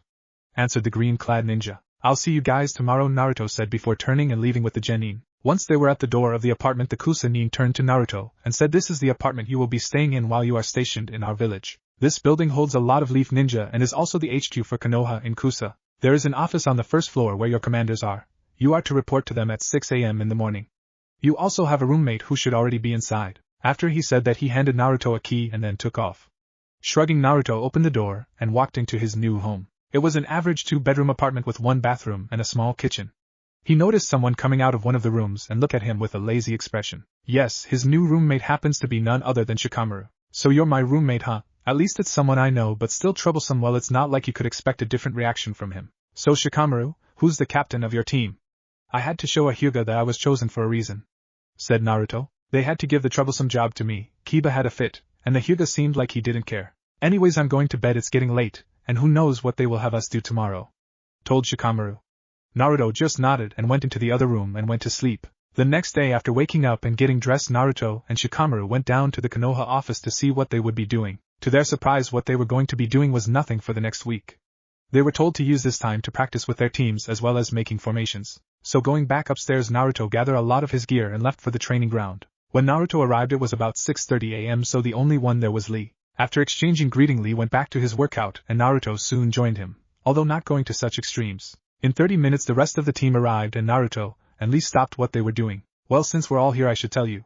We won't be having any missions for the next week so that we can get used to working together. A friend of mine is a captain of another team, so I'll ask him about the possibility of us having a mock battle with them. For right now I want to have that spar with Lee since we're both warmed up. Lee energetically nodded, then ran into a clearing and waited for Naruto to come. Once Naruto was across from Lee, he deactivated his gravity seal and then got into his taijutsu stance. Lee could already see a lot of errors in the form but rushed forward anyways. Naruto sidestepped him and tried to put a kick into Lee's path. It didn't work because Lee caught the kick and lifted his leg, throwing him off balance. Naruto used the force of being thrown to flip sideways. Once back on his feet, he dashed forward in an attempt to punch him. Lee pushed his fist to the side and punched him in the chest. Naruto flew backwards and fell to the ground. Once he got up, they started again. It went on with Naruto losing for 30 minutes before he called it quits. Naruto, with his endless stamina, decided he wanted to see how he was with his blade, so he asked Tenten to spar. She accepted, then got into her stance using one of her basic practice katana. Naruto took out his blade, which was still in its dagger form. He then gathered some of Kyuubi's chakra to activate the second stage of the sword.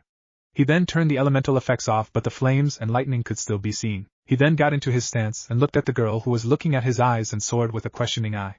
He would answer her questions later. Now it was time to spar. Running forward, then swing his sword somewhat like a baseball bat, which was dodged easily. Tenten tried a diagonal slash which was barely blocked. Acting quickly, she then brought her sword up and forced his sword and hand into the air. When his guard was wide open, she put her sword on his neck. Since swords are more dangerous, they decided that was enough for the time being. Hey Naruto! What's with that sword of yours? I mean, how did it transform like that, and what's with the fire and lightning? Asked Tenten very curiously. This sword is called Butaken. It's because in the second stage it has fire and lightning elements. It's made with a rare metal and more than 250 seals. The first stage is a dagger with a chakra poison edge. The poison eats your chakra, so you die of chakra exhaustion. I love this sword and it took me a long time to make it, but I simply suck with it. Told Naruto. You made that? Wow, I didn't know stuff like that could be made with seals. I make weapons myself, but they are just normal weapons, nothing like that. Could I see that for a second? Said Tenten. Naruto was going to say no until he looked at her face. She was cheating. She was using the puppy eyes no jutsu, and there was no way he could say no to her. So turning off the security chakra, he simply handed the sword to her. She inspected it closely, then tested its weight and balance. After that, she testing how sharp it was on some of the tall grasses. Kusa. Satisfied with her inspection, she gave the sword back. When head back, he activated everything to put it back in stage 1, and put it up. You make weapons? What kind? Asked Naruto. Well, most of my family members are weaponsmiths. We use a special jutsu to make weapons like kunai, shuriken, katana, and other type of weapons. They actually have me making a ton of weapons here every day. It's hard work, said the girl. This is great. I needing a special type of kunai made for a while. I just never had the time to try and find a shop that could make them. If you could make them for me, I could pay you. Let me see what you need made and I could tell you how much it would cost. If it's simple as payment, could you make me some sealing scroll? I use them a lot but they cost me a good portion of my pay. Really? If that's all you want, consider it done. I make those and explosion notes, all the time. With those two I make 10 times as much as I do on missions. And the best part about it is I make my clones do all the work. Naruto then took out one of his 5 trichinae and gave it to her. While she was looking it over, Naruto remembered he had another sword he would like to show her. He decided he would wait until she was done examine the weapon. When she was done she told him she would have to keep it for the night to make a blueprint of it. He just nodded to her. Tenten, I've got another sword I want you to see. I got it on my last mission. He then pulled Raijin out and powered it up. Tenten's eyes were as wide as dinner plates seeing the old sword of Nidain which was thought to be lost to a traitor. How the hell did you get that sword? That's the Raijin no Ken, the legendary sword of Nidain. It was stolen a few years ago by a traitor. When it was my family was depressed like we lost a family member. That sword was made by my family 6 generations ago and was a gift to Nidain when our family joined Konoha when it was formed. Please let me see it. It was now Naruto's turn to be shocked. He never thought the sword had that type of history to it. When I think about it, it makes sense. Someone had to have made the sword and her family does make weapons. Then he powered down the sword and handed it her. While she was looking over it, Naruto told her about the mission he got the sword on. Tenten couldn't believe her luck. So close to the sword yet so far away. She was hoping to find Aoi during the war and take the sword from him herself. Now it was too late. He was already dead and the sword now belonged to someone else. She wanted to ask him to let her have the sword, but who in their right mind would give such a sword away? Naruto is the son of Yondaime, so I guess him having the sword is fine, thought Tenten. While Tenten was holding Raijin, Lee walked over to Naruto and yelled, Naruto-san, your flames of youth are burning brightly. If you wish I could help you with your taijutsu. I'm sure Tenten wouldn't mind helping you with kenjutsu. Hearing her name, she snapped back to reality. She walked over to the two, then hesitantly handed the sword back to Naruto. Then she thought about Lee offering her assistance. Sure, I can help you with kenjutsu, but it's going to cost you more scrolls, she said playfully. No problem, I can make you as many scroll as you need. I'll also find a way to repay you, Lee, said Naruto. Niji was deep in thought. If he is a master at seals as he claims, then maybe he could. He then lightly touched his forehead. He really wanted to ask about it but wasn't sure. Could Naruto remove it? Even if he could, would he help him? So many questions, but he was not going to ask them in front of everyone else. So he waited for lunchtime when they were all about to leave to ask to speak with Naruto. How much do you know about the Hyuga clan? Niji asked. Naruto thought about that for a minute then answered him. The only thing I know of the Hyuga are the Byakugan, Jukin and Hinata. Well, you too I guess, but that's about it. Niji then untied his forehead protector and wrappings. When it was all off, Naruto could see the seal on his head. Seeing the seal, Naruto knew where this conversation was going. Niji probably wanted that seal removed. I'm guessing you probably don't like that seal seeing as you have it covered by so much stuff. It's not a simple case of liking this seal or not, I hate it. This foul branding of the branch family reduces us to nothing but slaves. I know I may be asking too much, but if it's possible. Could you remove this curse from me? I would pay any price if you could. Pleases Niji. Naruto thought about it for a moment. A seal that makes your family slaves? What kind of shit is that? If that's true, I could try and get rid of it. If I do and those here that come after me because of it, I'll just have to deal with them then. I'll have to study the seal before I can tell whether or not it can be removed. Only thing I'll ask for in return is that you help me with taijutsu. I can start studying the seal later today if possible, and before the end of our week-long break I'll let you know if it can be removed or not. If it can be, I'll do it immediately. After that they went to lunch. The rest of the day consisted of training, sparring, and demonstrating their jutsu, though Naruto didn't show all of his. Normally people wouldn't show off their jutsu to other people, but since they were going to be a team for a while they decided they needed to know what the other could do so they would be better prepared for battles. The team's favorite form of practice was trashing Naruto's clones. Who wouldn't like being able to practice your most deadly move on live moving targets? Naruto also figured out why he was put on this team.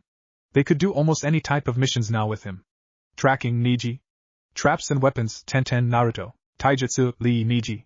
Ninjutsu Naruto. Fuinjutsu Naruto.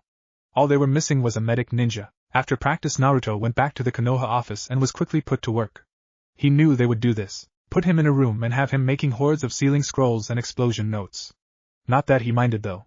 After making 20 clones to work for him he left to find Niji. The next day at 7 a.m. everyone was at the training ground again. Even after an hour studying Niji's seal he didn't learn much. He would be sending clones to meet with Niji from now on. It gets boring staring at someone's forehead. Naruto then set his backpack down and took out about 10 scrolls. Hey Tenten, I have some stuff for you. So far I have 9 empty sealing scrolls for you and one that's filled with explosion notes. 10 packs of 100 notes. I have a ton of them, and with my clones I can make this much quickly. Tenten's eyes were now filled with stars.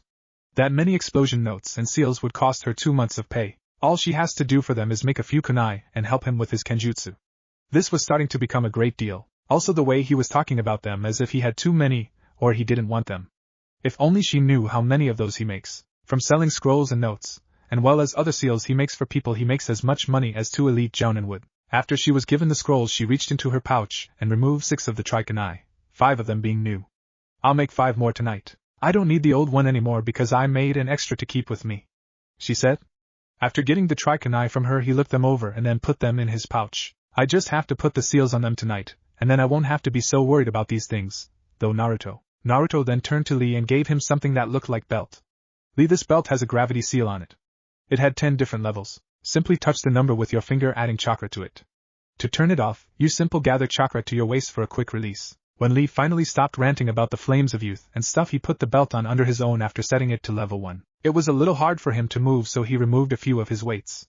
But knowing Lee, those weights would back in place soon. Naruto then sent 10 clones to learn from Lee. He also sent 10 clones to learn from Neji. He himself went with 10 to learn. After transforming his sword, he went into his stance, which was heavily corrected by the girl. After 4 hours of practice, they decided to go and get lunch. They invited Lee and Neji, but they both declined.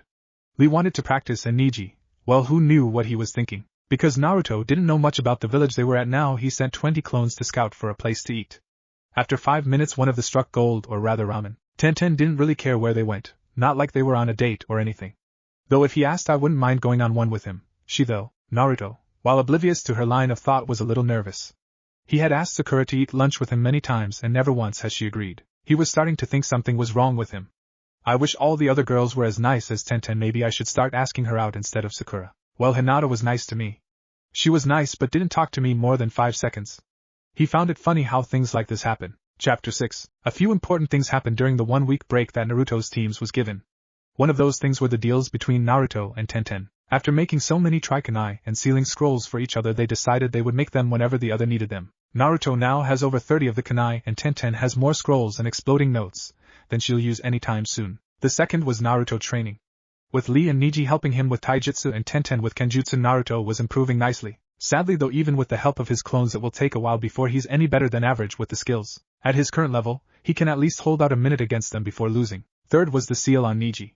After hours of study, Naruto concluded that removing the seal was impossible. Even though he could not remove the seal, Naruto did not give up and found an alternative. Suppression. He had to surround the seal with 15 different seals to suppress the effects of it. The caged bird seal could still be activated but would do nothing more than a light pressure on Neji's forehead. His eyes would still be destroyed when he died, but that was one part of the seal that he liked. When studying the seal, Naruto also discovered how to activate the seal. Lastly was the relationship between the 4. After helping each other so often, they all have become quick friends. It was easy for Naruto to accept them as friends. Never having any before would make anyone willingly accept them. Lee was a friendly guy and perfect example of what a friend should be. Neji, he thought that anyone who removed the curse from him would be a good friend. Tenten thought they were good, dependable people who would help her if she needed it, and would not run away leaving her. Naruto was also starting to develop a small crush on Tenten. He didn't know if it was because she helped him, because she was pretty, or because she was the only girl he was around a lot. Now that the week is over and it's time for their first mission. That's the reason Naruto is in the Konoha HQ waiting to be assigned. When it was his turn, he was given a scroll with the letter B, signifying they had a B-rank mission to do. After opening the scroll and reading it, he left to find his team. Once they were found, Naruto informed them of their mission. The mission is we have to defend a 2-mile stretch of the Kusa/Iwa border for 1 week. Though it won't only be us, another team is accompanying us on this mission. The overall leader for the 2 teams will be me. We leave in 4 hours, so go and pack your gear. After the 4 hours were up, the team was assembled at the gate. Naruto looked at the other team and then smirked. Of all the teams they could have been paired with, they were paired with Shikamaru's team. Shikamaru decided not to speak. He knew Naruto enough now to know that this was the best way to avoid troublesome things from him. After checking everything, the 2 teams set off for the mission. When the teams arrived in the area they were going to guard, they noticed the landscape. Tall grass everywhere. The grass was about 5 to 7 feet tall in some areas. There were a few large boulders that seemed out of place and patches of grass missing, probably due to past battles. Naruto then made 200 shadow clones to search the entire area while the teams set up their things. The camp they made was simple, 3 tents. 2 of them were for each team to use for sleep, and the third was for their gear to be placed. They started to make the schedule for the patrolling. It came down to simply Shikamaru's team at night, and Naruto's team during the day. Unfortunately for Shikamaru, it happened to be getting dark, so they started their shift now. Once the other team was gone, Neji and Lee went off doing whatever they do in their free time. Naruto, having nothing better to do, started talking to Tenten. After about 10 minutes of chat, Naruto asked her something he's been wondering about for a while. Hey, could you tell me about that sword you have? When he saw her reaction to the question, he started to wonder if he should have asked. She at first tensed as little, then looked a bit sad. Nothing was said for a minute, and Naruto was about to change the subject until she looked at him. This sword was made by my brother about 2 years ago. He made it to be a present for me when I graduated from the academy. It's nothing special about it like your swords, but it's special to me. It was the last sword he ever made. He left on a mission about 2 weeks after he finished it. It was a A-rank mission. He came back from the mission, but he was dead. Naruto was mad. He even asked now, but he was happy she told him about it. Tenten was a little down, but since this was not the first time she had to tell the story, she was not going to let it depress her. Then she thought of something she wanted to ask.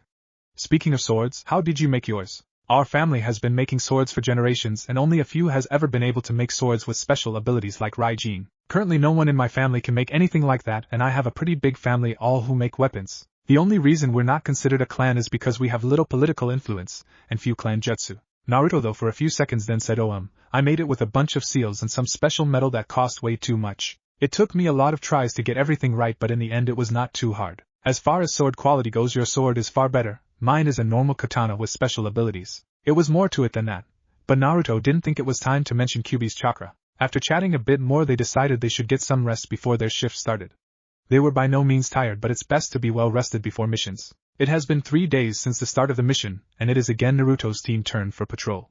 So after getting everything they would need for the night, they set off. They were patrolling in groups of 2, Naruto with Tenten and Lee with Niji.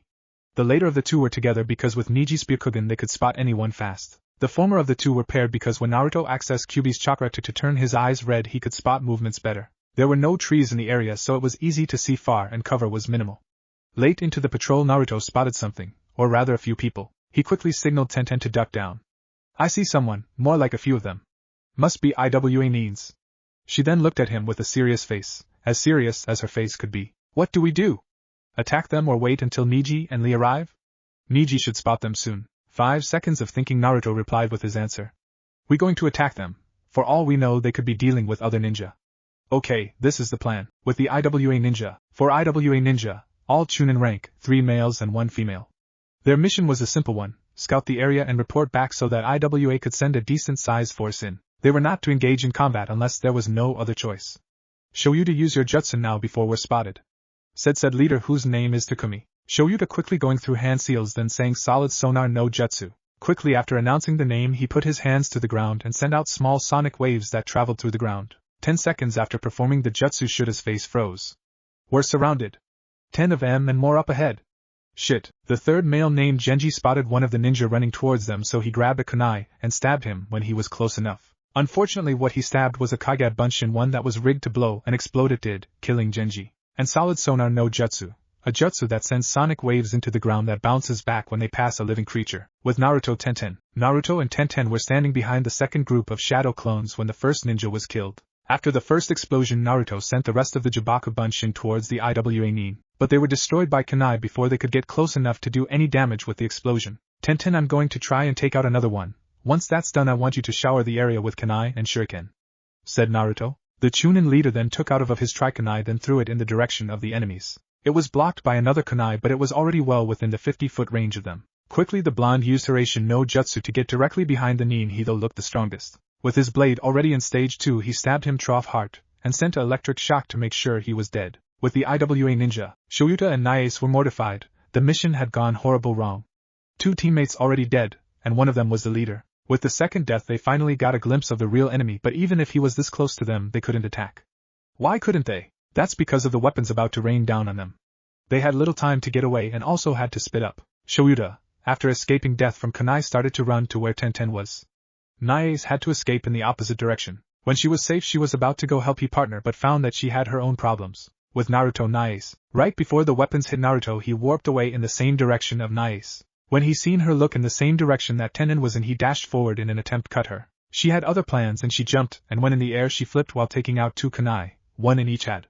When she came down, she thrusted both blades towards his head. She ended up stabbing the ground because when she got close enough to him, he warped away. The moment she hit the ground, all her senses told her to move, and so she rolled to the side and narrowly avoided being impaled by his sword. Once she was up, her and Naruto were looking each other in the eyes. That's when she thought, I can't beat this guy. I have to go help Shoryuta, then we can work together to win or escape. with Shoyu to Tenten. Tenten knew that when her weapons missed should have to fight one of them, and one of them is running towards her at full speed doing hand seals. I have to stop him before he does anything. So she did what she does best, launching countless weapons at people. Shoyuta quickly stopped the long jutsu he was doing to start a short defensive one. Once the seals were done he said Doton, Dochu Igyo no Jutsu and quickly sank underground. When he came back up he saw Tenten spinning in the air with even more weapons coming towards him, and from both sides no less. With Naruto Nai's. While she was looking at Naruto he put away his blade and charged a Rasengan. He dashed forward and slammed it into her stomach only to have the person crumble into dirt. When the hell did she switch with a clone, and where is she now? Looking around for a second he spotted her running towards her teammate, and Tenten. When Nais was close enough to her teammate's battle to see what was going on she just changed directions and ran as fast as she could. He's not going to be able to get away from all those weapons, and if he does the explosion notes on them will kill him. Shit, I hope I can outrun them, though the female IWA Nin. A few more seconds of running she heard a scream that was quickly covered by the sounds of explosions. Now she knew she was alone, and far enough away she had a chance of getting away. Right after that though a kunai flew past her, and then Naruto appeared in front of her again. How the hell did you just do that? Now that he's not using his blade his eyes were no longer red and she got a look at his entire face. You look like what the hell I can't speak or move what OHS Chaiti. While she was talking and thinking Naruto used Kanashibari no Jutsu to stop her from moving anymore. He then grabbed his blade and changed it to stage 2. As he walked closer to her he could see a tear fall from her face. I guess anyone would get scared in a situation like this. I've never killed a girl before, and she's kinda cute. It was only 3 possible things he could do right now. Let her go, capture her, or kill her. I also never killed anyone who could not defend themselves. Letting her go was out of the question, she has information about him. Capturing her was also a bad idea. They had about 5 more days of patrol and what would happen to her once they were back in Kusa? The absolute worst thing that could happen to a kunoichi was to be captured. Why? Because when being interrogated they were tortured by not only physical pain but also by being raped. Naruto also knew that it was that way in every hidden village including Konoha. Now this leaves him with only one choice, the one he would take. He would have to get rid of her. Because as a leader he can hesitate kill an enemy, he owed that much to his team. Also out of the 2 real choices he had this was the nicest thing he could do. Sorry then he stabbed her in the heart, and sent an electric shock to her body. After that he searched her body for anything he could use and took her forehead protector. He didn't have to do things like this but if he could find something important one day it was worth it, and it's also good to know which enemies are dead. The forehead protector spoils of war I guess. Not go to Tenten, then find the rest of the team. He picked up his trikunai from the ground and then warped to one he left with Tenten. Once Naruto was with Tenten, and seeing that they both were uninjured he said lay low for a minute I'm going to see if Lee and Niji might need help. If they don't I will be back fast. Then he activated the trikunai he left with Lee. This one was just a little different just to let him recognize who had which trikunai. Hey Lee. Did you guys run into any trouble? Asked Naruto. No one came this way. Niji did see the ninja headed your way. We were on our way to help but Niji seen you take care of them quickly and decided it was best to stay here. Naruto-kun your flam Naruto-kun? Before Lee could start his rant Naruto warped back to Tenten. Hey they were fine. We only have about an hour left before we go back to camp so let's just get this over with, said Naruto.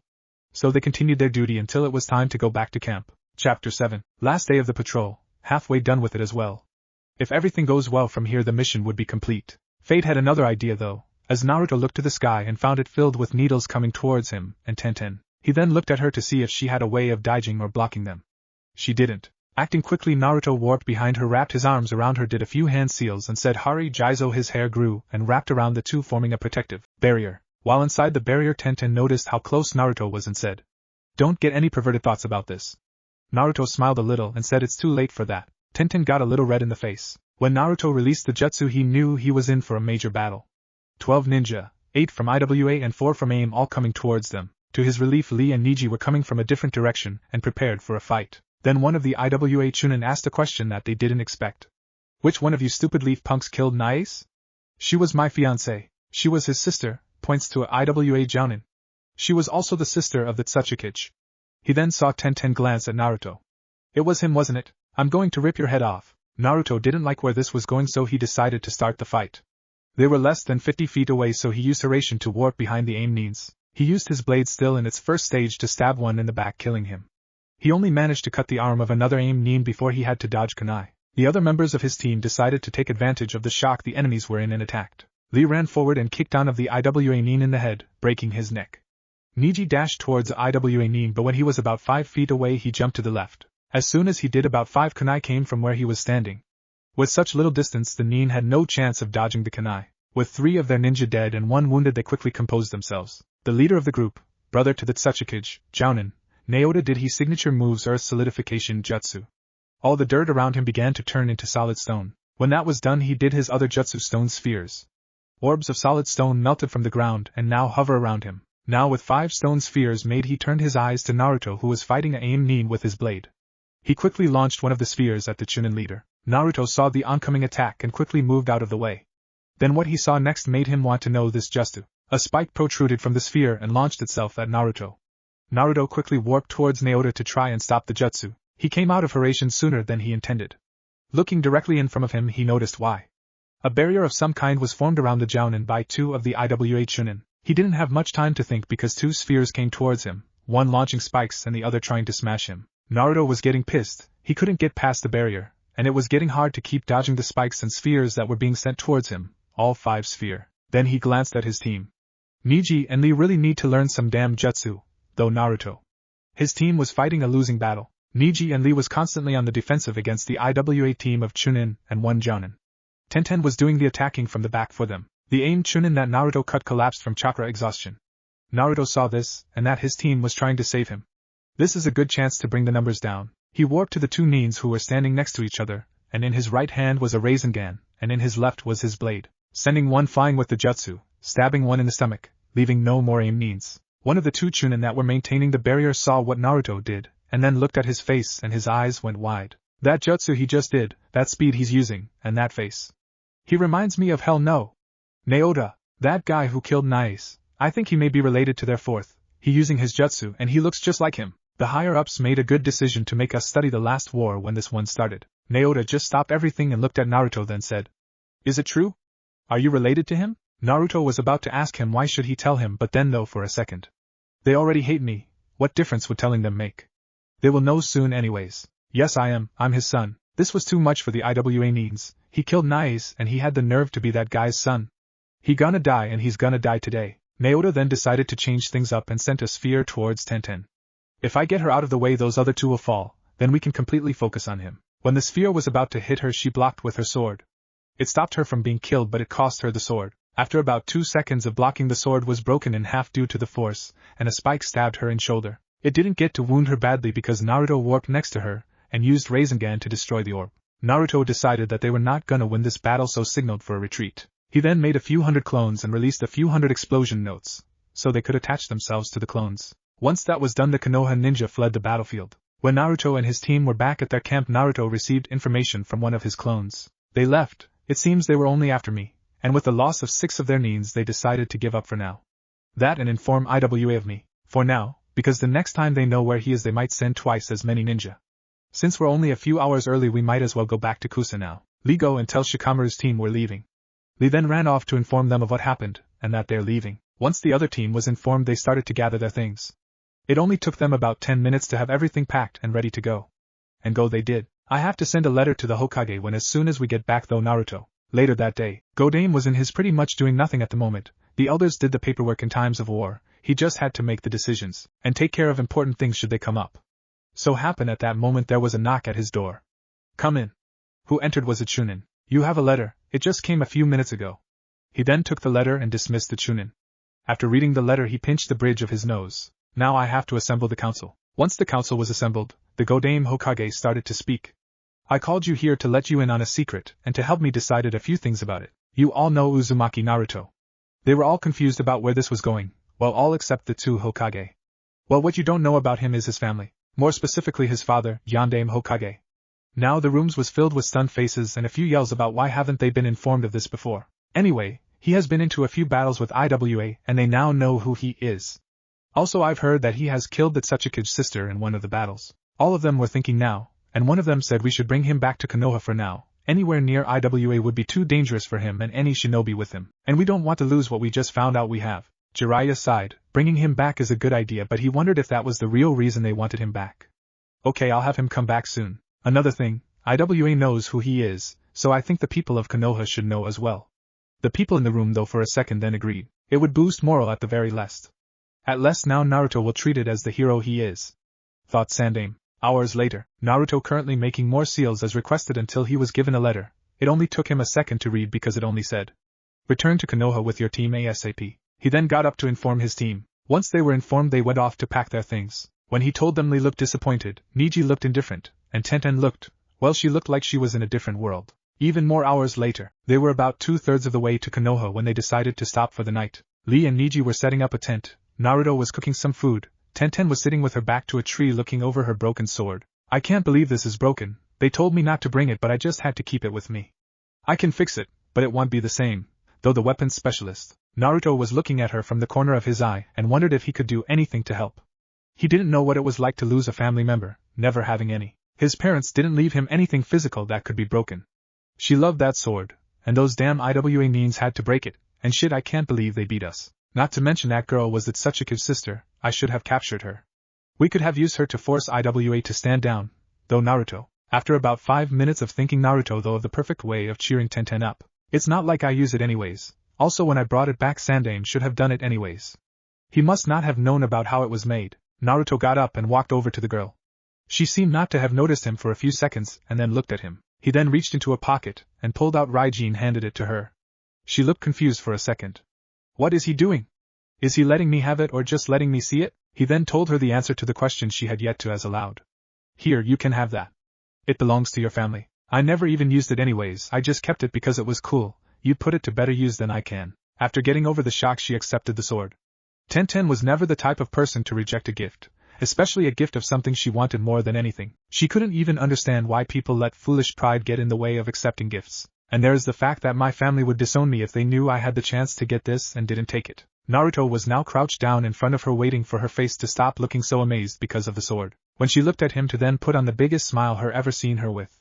Wow, she pretty though. He wasn't prepared, mentally or physically, for what happened next. She latched onto his neck, knocking him to the ground with her on top of him. Naruto couldn't help but to blush. Either could or would he try to move from the position. "Well, she happier than I though she would be," was his thoughts until he heard her crying, "Hey Tenten, what's wrong? I though you would be happy." It took her a few moments to collect herself, then she replied, "Shut up, stupid. I am happy." She then went back to crying. She now knew why he gave her the sword. She was down because of her sword, so he gave her Raijin to cheer her up. It was at this time Niji walked over to where they were. After seeing the two in that position, he just shut his eyes and walked back where he came from. Once she was done crying, she realized that she was lying on Naruto. She didn't panic and do something stupid, she just stood up and leaned on a tree. Naruto, well, he just continued to lie on the ground where he was. Tenten decided to start a conversation before it got awkward. "Hey Naruto, why do you think we were called back to Konoha? And what do you think we will be doing?" It only took a few seconds for Naruto to think of an answer and reply, "We were called back because IWA knows who I am and that I killed that girl. I'll probably have a huge bounty on my head and anybody with me will be in danger. As to what we're gonna be doing once we're back in Konoha, I don't know. It could be from anything to guard duty to being stationed in another village, just away from IWA." She then asked another question. "How many people know who your father is? I'm surprised something like that has been kept secret for so long. I'm even more surprised they even let you fight IWA in the first place. Normally someone with your status would be sent to somewhere safer. Like they sent the Uchiha to the Kumo border where not much is happening, just a few skirmishes, mostly just to test the other side. Not many people know, only the Sandaime, and Godame knew before I left. I told Godame that IWA knows, so he has at least told the council about it now. Heh, I guess that's also part of the reason we're being called back." The conversation went on for a little longer until he told them that if they stayed up too long their flames youth would not burn very brightly in the morning. At the Konoha gate, Naruto and his team were now standing in front of the Konoha gate waiting for someone to open it. It only took seconds for a few guards to come down to them and ask for their papers. Once everything has been verified, something unexpected happened. Nothing bad, just a greeting to Naruto. "Welcome back to Konoha, Naruto-sama," said one of the guards, a female chunin. Then another said, "Godame-sama wants to all to report to him ASAP." After that they went into the village. It didn't take long for them to make it to the Hokage Tower. It only took an hour for all of them to give an individual report. After that was done, Jiraiya said, "You three are dismissed. I need to have a word with Naruto." They didn't think much of it, and just left like they were told. Sandaime came into the room right as they left. "Naruto, there are a few things that happened that you should be aware of. 1. The council and the citizens know you are the fourth son. 2. Because of that you have been given something that someone your age never had before, a seat on the council. 3. Because of your new status I have gotten over 50 marriage requests for you. Most of them were stupid and I just dumped them, but a few of them I have to hand to you to consider. I know you are young, but you are also a ninja. It's normal for someone your age to become engaged at your age and be married in a year or two. Shinobi are much more mature than other people their age and often die at an early age. The people of Konoha don't want to see your family line end, so by the time you're 16 you better be married. Because if I have to, you do as well. Now Naruto no longer acted stupid, he was way more calm than he used to be, he could analyze things and reply with a good answer. But after something like that? Brain overload. A seat on the council? He ordered me to be married by 16. Also, if I heard correctly, there was also an indirect order to have kids too. This dude is crazy. Jiraiya then handed Naruto a folder with the marriage proposals in it. Naruto looked at the first one, and his eyes almost popped out. Hinata? She would go into a coma if she knew about this. Next one is I know? No way in the world, she is pretty but loud and violent, I'd be dead for even considering this one. Next, I don't know this girl but she's 23, what the hell? Screw this, I'll look at the rest later. I hope Tenten is not in this, I'd never be able to tell her about it. Chapter 8, Marriage. The ultimate union between a man and a woman. Binding two people together until death. In a ninja village such as Konoha, love is not needed in marriage. Over 85% of marriages between ninja are those of convenience. Both sides gaining something from the other. Power, allies, money, or just a person to start a family with. This is because shinobi have busy and dangerous lives, hardly any time to fall in love. Another reason is no one wants to fall in love, marry, and then a month later attend the other's funeral. It's better not to be too attached to the other person, or you will be hurt. And they want me to get married. Though Naruto, now that you're back in Konoha, you'll be getting those directly. Like us, you can ignore most of them. But some of them you have to consider. The Hyuga is one you have to at least meet with as well. With your new status, it would be way too rude to ignore them. Don't let them force you into anything though, said Sandaime. Speaking of your new status, you have to make a few changes. You already changed the way to act, so that's out of the way. Next will be you home. You make enough money now with Chunin pay and those notes of yours to buy something decent. It will also help if you do something more that is significant to Konoha, like start selling those other tags you keep hoarding to yourself. Most of all, getting stronger is the most important thing for you, said Jiraiya. Sandaime spoke next. Now this is really important, Naruto, so listen carefully. As we told you earlier, you are the youngest person ever to have a seat on the council. Normally you would have to be a seasoned ninja, as well as a clan or major family head to get a seat. You were got around those because you are the only living family of Yondaime, and has been in service of the village since the day you were born. Holding the QB for that long is more than anyone on the council has done, so they didn't argue with it. This is a lot of responsibility you're giving me. Why? Asked Naruto. When he was younger he was given few things. He was never responsible for anything but himself. Now he has a team under him, high status and in the village, and he was gonna help make important decision for the village. He didn't understand why they have putting this on him. Jiraiya smiled a little. He was waiting for this question the whole time. Why? Can't handle it? For someone who wants to be Hokage, you're buckling under this little bit of pressure? Bah! I would like you to be in our seat for a day. Even with the life or death battles Naruto has been in, he still found it hard to suppress his tears. Finally someone who won't mock me for wanting to become Hokage. Not only do they believe in me, they are gonna help me with it. Bah! Don't get soft on us now, Gaki. That's all we have to tell you for now, you can leave. The Godame said. Naruto, not trusting his voice at the moment, he just nodded and left. It only took him a few minutes to get outside of the tower. He decided to go home. Normally no one would bother him while walking, but that was before they knew who he was. Naruto-sama. Wait a second please. Naruto turned to the person who over-respectfully called his name. I guess it's not too much now. Everyone else on the council gets called Sama, so why not me as well? When he turned to saw her, his mouth all but dropped to the ground. She was pretty. In fact, she was probably the prettiest girl Naruto has ever seen. She also was older than him. She looked to be about 19. Hey, how are you today? She asked him. Naruto had to shake himself out of his shock to answer. I'm fine, you? She then smiles and says. I'm great. Hey, why don't we go over to that shop and talk? He nods a yes to her and started walking. He didn't get more than 3 steps before he was interrupted again, this time by someone he knew. Yo! Naruto, follow me, I have something important to tell you. Naruto just looked at him, then looked back to the girl and sighed. Okay, Kakashi-sensei. When he was about to apologize to the girl for leaving, she just HMPT and walked away. After about 5 minutes of walking, Naruto wanted to know what he wanted. Ano, Kakashi-sensei, what did you need me for? It took about a minute before he got a response. Just keeping you out of trouble, said the Jounin. What do you mean? I wasn't in trouble or danger. Kakashi turned to Naruto and looked him in the eye and said, Naruto, you were just in danger of being in a bad situation. I can guarantee you if I wasn't there to stop you, by the morning you would have asked her to marry you. You should be more wary of people who suddenly wants to be your friend now that they know about you. Take all those marriage proposals for instance. You had only one girl like you, now you have an army of women asking you to marry them. Not to mention the men sending their daughters after you with, and without their knowledge. Once Naruto though about what he was just told, he couldn't help but to feel relieved that Kakashi was there. I'm supposed to be a ninja, almost feel for that. Thanks sensei, guess I'm still too eager to make friends, said Naruto. Nothing wrong with making friends, or even talking people. Just don't believe everything they say and read underneath the underneath. After that, Kakashi vanished in a puff of smoke. Naruto decided to just go home. It didn't take him long to reach his apartment. He looked at it for a moment, and then thought, I guess getting another place to stay is a good idea. I do have the money now. Shrugging, he decided to just go into the apartment. Once inside, he went to the kitchen and made a sandwich to eat. While eating it, he made a few clones to clean the place. It was kinda dusty because he was away for so long. With 5 clones cleaning, it didn't take long before everything was in order. Guess I can take a nap. With that, he went to his room and lied down, unaware of what was gonna happen during his nap. Location unknown. Naruto opened his eyes and received the shock of his life. He knows that he just was in his room lying down in his bed attempting to sleep. Now he was standing in the middle of a sewer of all places. What the hell happened? Why am I here? Where is here? Since standing in the same spot was not going to help him get out of the sewer, he decided to walk forward. There was water that reached his ankle and pipes along the ceiling. Gah, I've been walking for 10 minutes and everything is the same. It seems as soon as he said that, he finally reached where the sewer led him. A large cage far taller than any cage he has ever seen. It seemed to locked in place by a piece of paper that said seal. While looking at the paper, Naruto saw 2 red eyes in the background, eyes that he has seen before. He's seen those eyes on none other than himself when he tapped into the demon's chakra. With those eyes looking at him, it didn't take long to realize whose they were or where he was. Kyubi.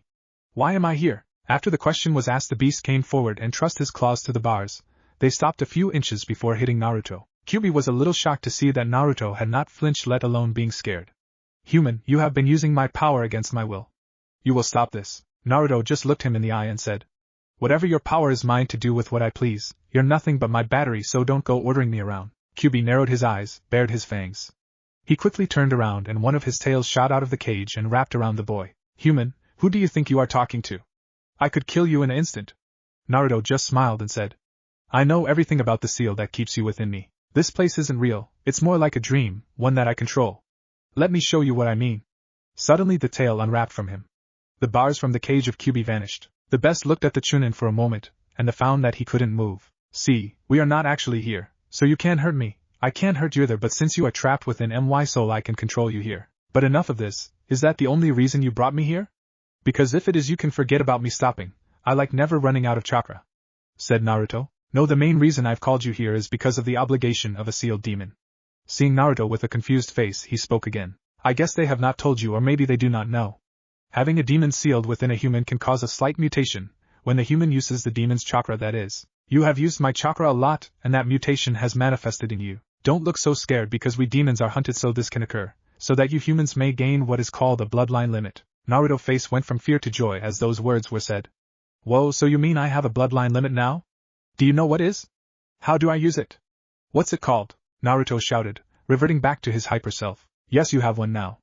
I do know what is, but you shouldn't get too excited about it since it won't benefit you much. You have been using it for a long time now. The mutation gives you rapid chakra regeneration and rapid healing, which you already have because of my chakra. It's a passive ability, so it's used when needed. For its name, that's your job. The mutation is random, so there are not names for them until the founder names them. Okay, that's fine. Oh, is it way to give someone else a bloodline limit? Like giving them some of your chakra? Asked Naruto. It was a good question, and if he could, people would be lining up for a bloodline limit. No, you can't. They would die if they were given my chakra. It is 2 ways for you to cause the same mutation in another. One is for that person to be your child. The other way is for the person to be the bearer of the founder's child. Though with the second way, the woman cannot pass down the mutation to a child of another man. When Naruto processed all of that information, he realized it changed things a little. Not much, but some. Then he thought of a question that has been bugging him for a lot time, and since now was the best time to ask, he did. Hey, why did you attack Konoha anyways? Kyubi's eyes started glow brighter. Killer intent was leaking from, and Naruto could tell this was a touchy subject. The one you call Shodaime Hokage. He used some wujutsu and bound me. He was going to attempt to seal me within someone, but I guess he gave up or died. I was bound in that cave for over 70 years. Naruto felt a little ashamed. It was a Hokage's fault Konoha was attacked. I guess being a Hokage doesn't mean you can't screw up, big time. Naruto was about to see if he could get any more information from the kitsune, but, we are done for now, leave, roared Kyubi. Naruto thought about saying no, but decided to just leave. I have to tell the Hokages about this anyways. And so he left Hokage Tower. After getting a meeting with both Hokage for the second time today, Naruto told them everything that he found about during the meeting with Kyubi. They were surprised and shocked, and well pissed. Mostly because they did not know these things. The reason why Kyubi attacked us will be kept a secret between us 3. No one else needs to know this. If the people found out that Shodaime was responsible for the Kyubi's attack, it will just become fuel for people to undermine our authority. During the times of war, that's one of the worst things that could happen. Is Suratobi? Jiraiya spoke next. Yes, he right, that needs to be kept a secret, but what about your bloodline limit? It's up to you rather or not to keep it a secret. Personally, it should be kept a ninja-only secret because it will give you leverage when it comes times to negotiate your marriage. Naruto agreed with him, thus ending the meeting. Kirkat family meeting room, next day. In this room was 7 people ranging from age 20 to 60. They were the leaders of the family. Which family? A rather large family in Konoha who makes about 60 of the weapons used in the village, 5 of the weapons used in the fire country. They even had upwards of 50 members in their family. One would wonder why such a large family with a good financial situation would not consider themselves a clan. The reason is simple, all they make are weapons, normal weapons as of the last 100 years at that. Weapons that anyone could make, nothing special. Also because the ninja who belonged to this family rarely made jounin rank. Only about 25 of them earned a chunin rank, again nothing special. Clans such as the Hyuga, everyone made chunin and 30 of them made jounin, or anbu. A man, 36 years old, chunin, his name is Quan started the meeting with what he thought was an important topic. I heard that we have not sent a marriage request proposal to Kazama Naruto. Why is that? Yes, bringing Naruto into the family. A very hot topic in Konoha these days. Everyone knows the boy has no family and would have to make the decision himself. This time a retired jounin named Jun spoke to answer the question.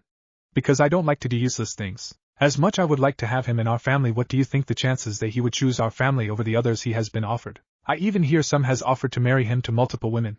What can we offer to have him choose us? A woman named Mei, a non-ninja but one of their best smiths, said. I might not be as useless as you think. Tenten is on the same team with him, so he at least knows her already. Though he knows the Hyuga girl as well from his genin team. He also must care about her some. She told me he gave her Raijin because she was sad over Fai's sword. I don't know about how all men think, but I've been married long enough to know they won't give away something as valuable as that if they have no feelings for the person. It would also do wonders for our family as well. We could finally be recognized as a clan. With that we would get more contacts in and outside of Konoha. He also is a council member, now we could gain some political power. He is a seal master and also know a good amount of ninjutsu, so we could produce better ninja under his teaching. Tenten also has mentioned that he knows how to make weapons with special abilities. That alone is worth bringing him into the family. I shouldn't be saying this, so please don't repeat this to anyone. He also has a bloodline limit. I don't know which member of his family he got it from, but we were told today that he has one. We were also told not to tell anyone below chunin. Lastly, I would not be surprised if he becomes our next Hokage. This was said by the only jounin in the family, Kong. Jun, though about everything that was said, then replied, well, I guess it would be worth it to at least try to arrange a marriage, but next problem is, will she agree to this? She was always a strong-willed girl, and if she doesn't want to go along with this, we can't force her. One member of meeting that hasn't said anything and had a frown on her face since a certain name was said, that name being her daughter's. Why must it be her? Why can't someone else be chosen? I do not want my daughter to be used as a bargaining piece so that we can benefit, said Tenten's mother, Hua. Jun knew this was coming and already had a reply ready. Because every one other woman in our family is either married, too old, and too young. Because she already knows him, and we suspect he has feelings for her. Because she has the potential to become a jounin.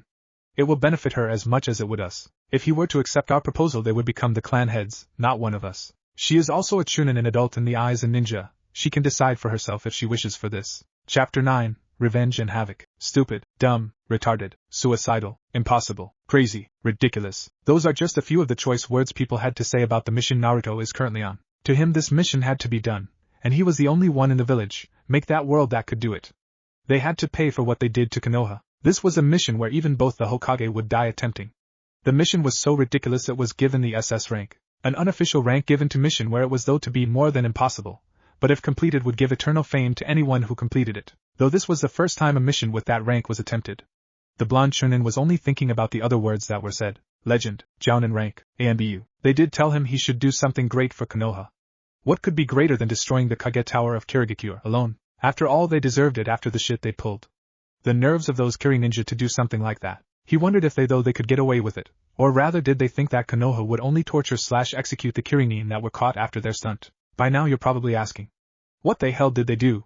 Well, flashback, 2 weeks ago, location, Konoha Mountain, 1 week after last chapter, 3 Kiri and Bu finally started the most dangerous mission they ever faced. Even though this part of the village is rather empty and lacks with security, well, lacks compared with the rest of the village. They had planned this mission for the last 3 months, and so far everything was good. Yasuo, the team's captain, almost ready to give the signal for his team to start the mission.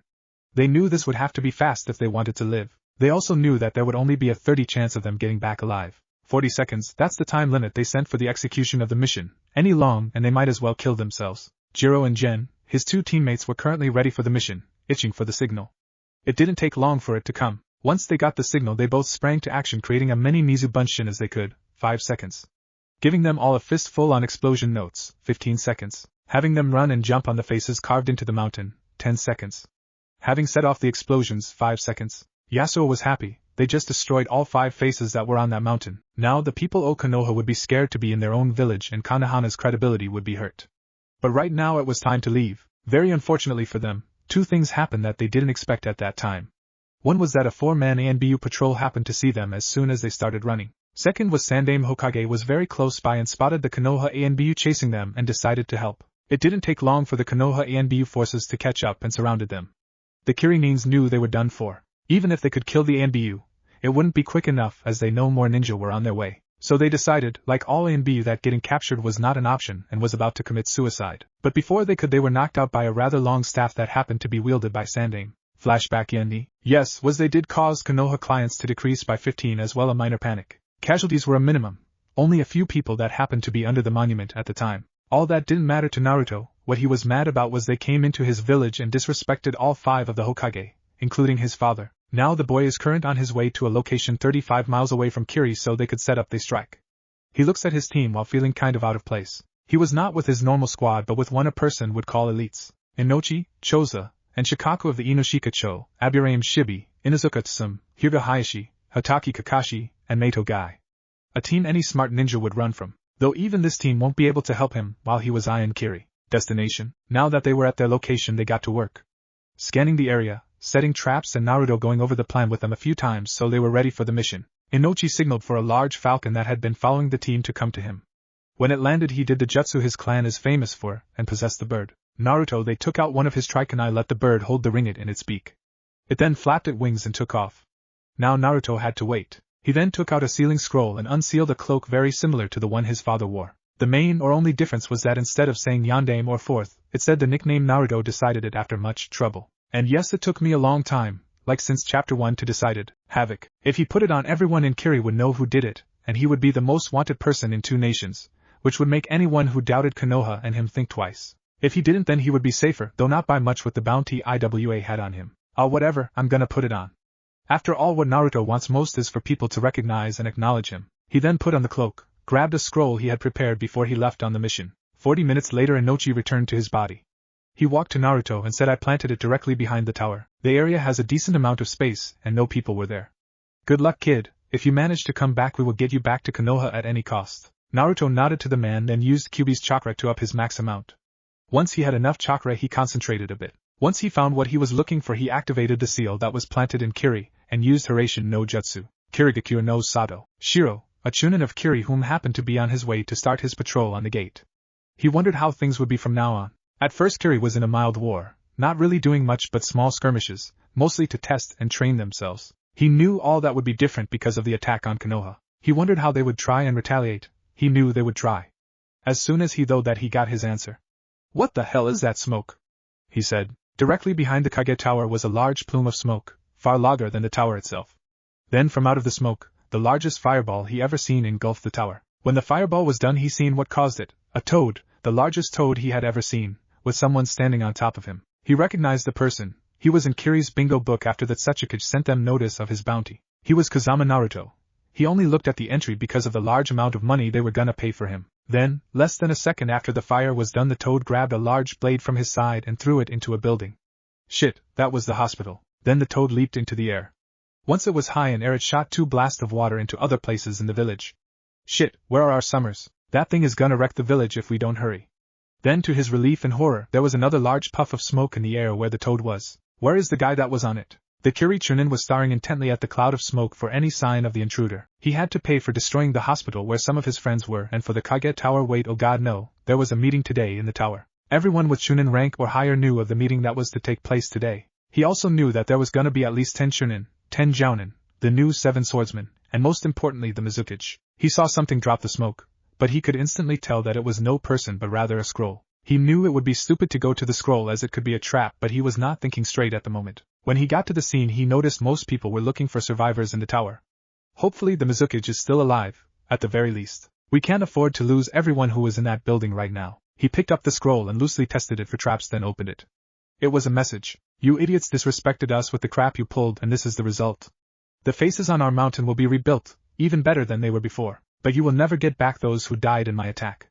We are not done with our payback. There were 5 faces on the mountain, and you will feel the wraith of every one of them. This one was for Outshodame, the start. You should do well to remember that it only took one Konoha ninja to cause this much damage to your village. Havoc. Needless to say, Shiro was pissed. Who the hell did Konoha think they were? The people who sent one ninja to wreak havoc on the village. He then quickly squashed that though. He had to get this scroll to someone. Destination. It had not even been a minute since Naruto used Hiraishin warp into Kirigakure. They were not even 100 sure it would work. If Kiri had seals around the village to prevent entry, it would not have. But when Naruto warped back smiling, they knew it had worked. We should get going. After what I did, they are going to be searching this whole country for us soon. And we aren't exactly far away from the village, said Naruto. The group nodded and they all took off running at full speed. Naruto only could keep up by using the chakra of the tailed beast that he harbors. At the pace they were going, it would take about 2 to 3 days to reach the village. It was when they were entering Konoha when the unexpected happened. None other than Hyuga Hayashi turned to Naruto and said, Kazama-sama, I would like for you to have a meeting with you and my daughter tomorrow to discuss a possible marriage arrangement. Naruto knew it was going to be a tough meeting. He also knew he had to meet with Hyuga at least, so he told him it would be possible. Then they all headed to the Hokage Tower to give the report. And all council members call each other Sama out of respect. Everyone else besides the Hokage adds the Sama to the council as well. It's not required, but most do it anyway. Hokage Tower. When they entered his office, Jiraiya couldn't help but notice their smiles, especially Naruto's. That and the fact that they came back alive was all he needed to know that the mission was a success. Well, that and the fact that his spies knew of an attack on Kiri. He probably knew more about it than they did. He just wanted to know if they made it back and how the mission was completed. Report is all that the Godame said. And report is what they did. One by one, Naruto teammates gave their individual reports on the mission, as well as other minor things. A half an hour passed before they were done with their stories, and it was now Naruto's turn to tell what they could not see. When the Trikunai was in place, I used Hiraishin no Jutsu to warp to Kiri. Once I was in. Flashback. Naruto's POV in Kiri. Once he was warped into Kiri, Naruto checked his surroundings to make sure he was alone. He was. He quickly picked up the planted Trikunai and put it with the rest of the others. He then bit his them, formed the hand seals needed for Kuchio's no Jutsu, then slammed his hand to the ground to complete it. He and Gamabunta had already went over the plan of what to do once summoned, so ever before the cloud of smoke dissipated they started on the combination Jutsu Katan, Gameo Enden. The blast of fire was large and they were rather close to the target, which was the Mizukage Tower. The jutsu lasted for about 10 seconds, turning the building and burning rubble. This was supposed to complete the mission, but the Toad had different plans. He then grabbed the blade that was at his side and haphazardly tossed it into another large building, which they had no idea what it was, but it was big, so whatever. Gamabunta then leapt as high as he could into the air and shot 2 shots of Suetun, Tepidama into other random spots in the village. The moment that he stopped shooting the blast of water, Naruto released the summoning and Gamabunta returned to his own world. He then released the summoned Toad, causing a large cloud of smoke just as it did summoning it. He then dropped a scroll for Kiri to find. Naruto then activated Hiraishin and warped back to where the other Konoha ninja were. Flashback Yendi. From the few spies we have in Kiri, we know of the results of your attack. 43 civilians were killed, 56 injured. 4 genins killed, none were injured. 17 chunin were killed, 8 injured. 26 jounin were killed, 6 injured. Finally 1 Mizukage was killed. The Kage Tower was destroyed completely. The hospital was badly damaged, and a few shops were destroyed, said Jiraiya, the Godame Hokage. Out of all of what was said, Naruto was focused on one thing. I killed the Mizukage. He hopped. The Mizukage was in the tower. Seems his luck was with him. Now that the Mizukage was dead, and the village was hurt, they would have to pull their focus from the war, leaving Konoha to put more pressure on other villages like Kumo or Iwa. He then knew about the civilians that were killed. He was about to get sad over them, then quickly got over that.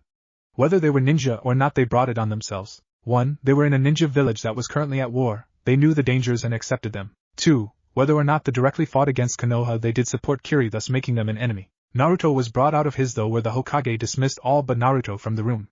Once they were all gone, the Hokage tossed Naruto a scroll. Sealed within that scroll are a few things you'll need now. 1 is your new ID, recognizing you as a jounin. Your Ambu gear is also in the scroll. And lastly, your pay for this mission. That's a lot of money, as much as it would cost to buy 3 S-rank missions, said Jiraiya. You're not going to be a full-time Ambu, mostly just when going into other countries or when you are doing border patrol. I have a question for you. Would you like your team to become Ambu so that you could form a squad, or would you rather join a current team?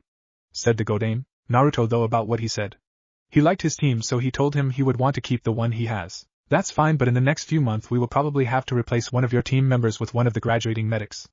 Which member? It will be up to you. But for now, you can go, you probably won't leave the village again for a few months," said Sandane. Naruto turned and was about to leave when he remembered something. "Oh yeah, I have a meeting with Hyuga about their marriage thing tomorrow," Sarutobi just smiled and said. "We know," he planned to have the meeting as soon as possible after the mission. "I went ahead and bought you some formal wear for the meeting, it's in the scroll as well. I would like to go with you, but it's not my place. Just don't let him pressure you. There are a lot of people who has offered, more offers are in that scroll as well. They are all after the same things, the status and political power they would gain by having you in their family, and also the bloodline limit you now have. Knowing that you should be after the same, which marriage would you benefit from most, use that and decide. What if Naruto declares war on Konoha? And thanks for watching my video till the end. If you enjoyed this content, then do consider subscribing to my channel, and leave a like if you guys need the next part. Comment down and thanks for watching the video, and see you guys in the next video.